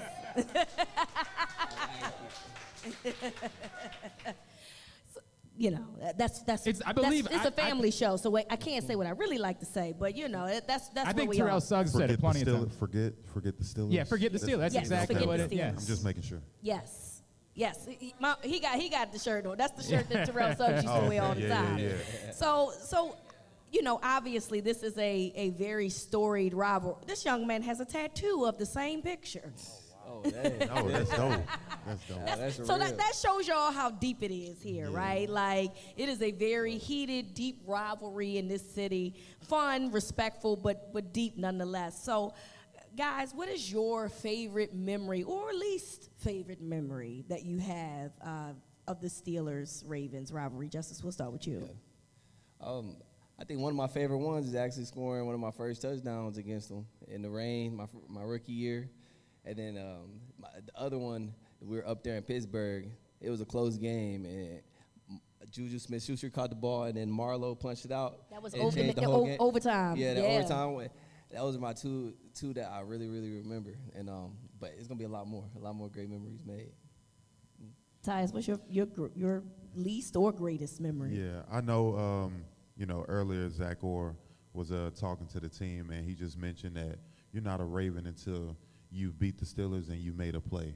You know, in that rivalry, because you know there's so much story history, and I think Sis once said that when he was still with the team, just like, you're not a Raven until you made a play and you beat the Steelers, and we brought you here specifically to beat the Steelers. Like, we wouldn't have you here if you couldn't, you know. And for me, the first time I want to say I played the Steelers, I sacked Ben Roethlisberger, you know, and that was.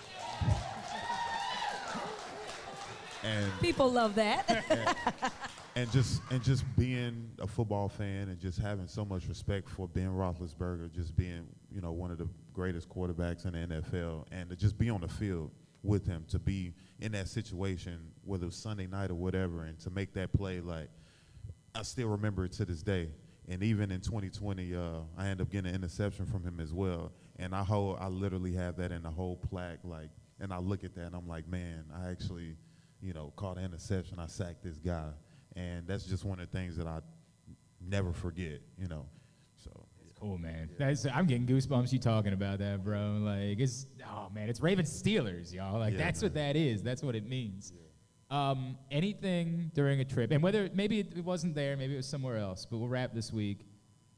You know, when you go up there, our guy Chris Ruling from Grade 8 was up in Cleveland this week. He said he got, you know, mother effed by every person that he bumped into. Yeah.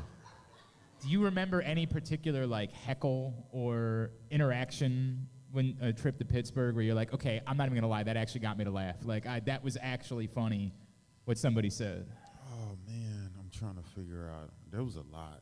I know for sure. I know for sure. But for the most part, it's been, very explicit. But nothing like too crazy that was just like out of the box, out of the blue. So Justice, anything? Yeah, no, I haven't really paid attention. I think I have my headphones in, going in. I'm not really out there before the game. I know Tyus go out there, throw the ball around, so you probably hear a little bit more. But no, I haven't I just imagine that scene, like they're all giving you the middle finger and Justice is like out there bopping, like, yeah, what's up? And what's crazy is, like, I've actually thrown a ball. I normally throw the ball with the fans, and they will never expect that from me. And I actually gained a few fans from the Steelers that was like, you know what? You say that, but I'm pretty sure the next day they still hated it. No, I'm dead serious. They were like, you know what? I hate the freaking Ravens, like, with a passion, with all my heart, but you gained a fan in me just from the fact that you doing that. But then it was also like making friends with enemies. You don't like that, Glenn? He's trying to say something nice about Steelers fans, so I'm not gonna. I'm talking about from a football standpoint. Now, from the Ravens Steelers, it's like, you know what? Outside of that, I hate you. There we go. There you go. But you're a good dude, though. But you're a good dude. You're a good dude. Y'all make some noise one more time for Tyus Bowser and Justice Hill, please. Justice, is there anything we can plug for you, man? Social, where people can follow you? Anything you got going on that we can plug for you?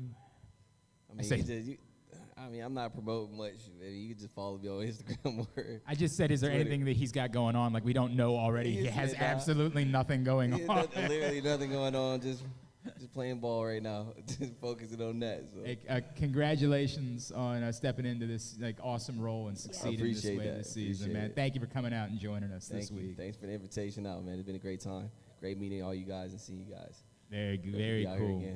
Tyus, we will see you 2 weeks from tonight. After another win. Yeah. After another win. Yeah, we request that. Claiming it in advance. After London, we'll be back together on the 17th, October 17th. You can find out more about the next Tyus Bowser show by going to PressBoxOnline.com/Bowser.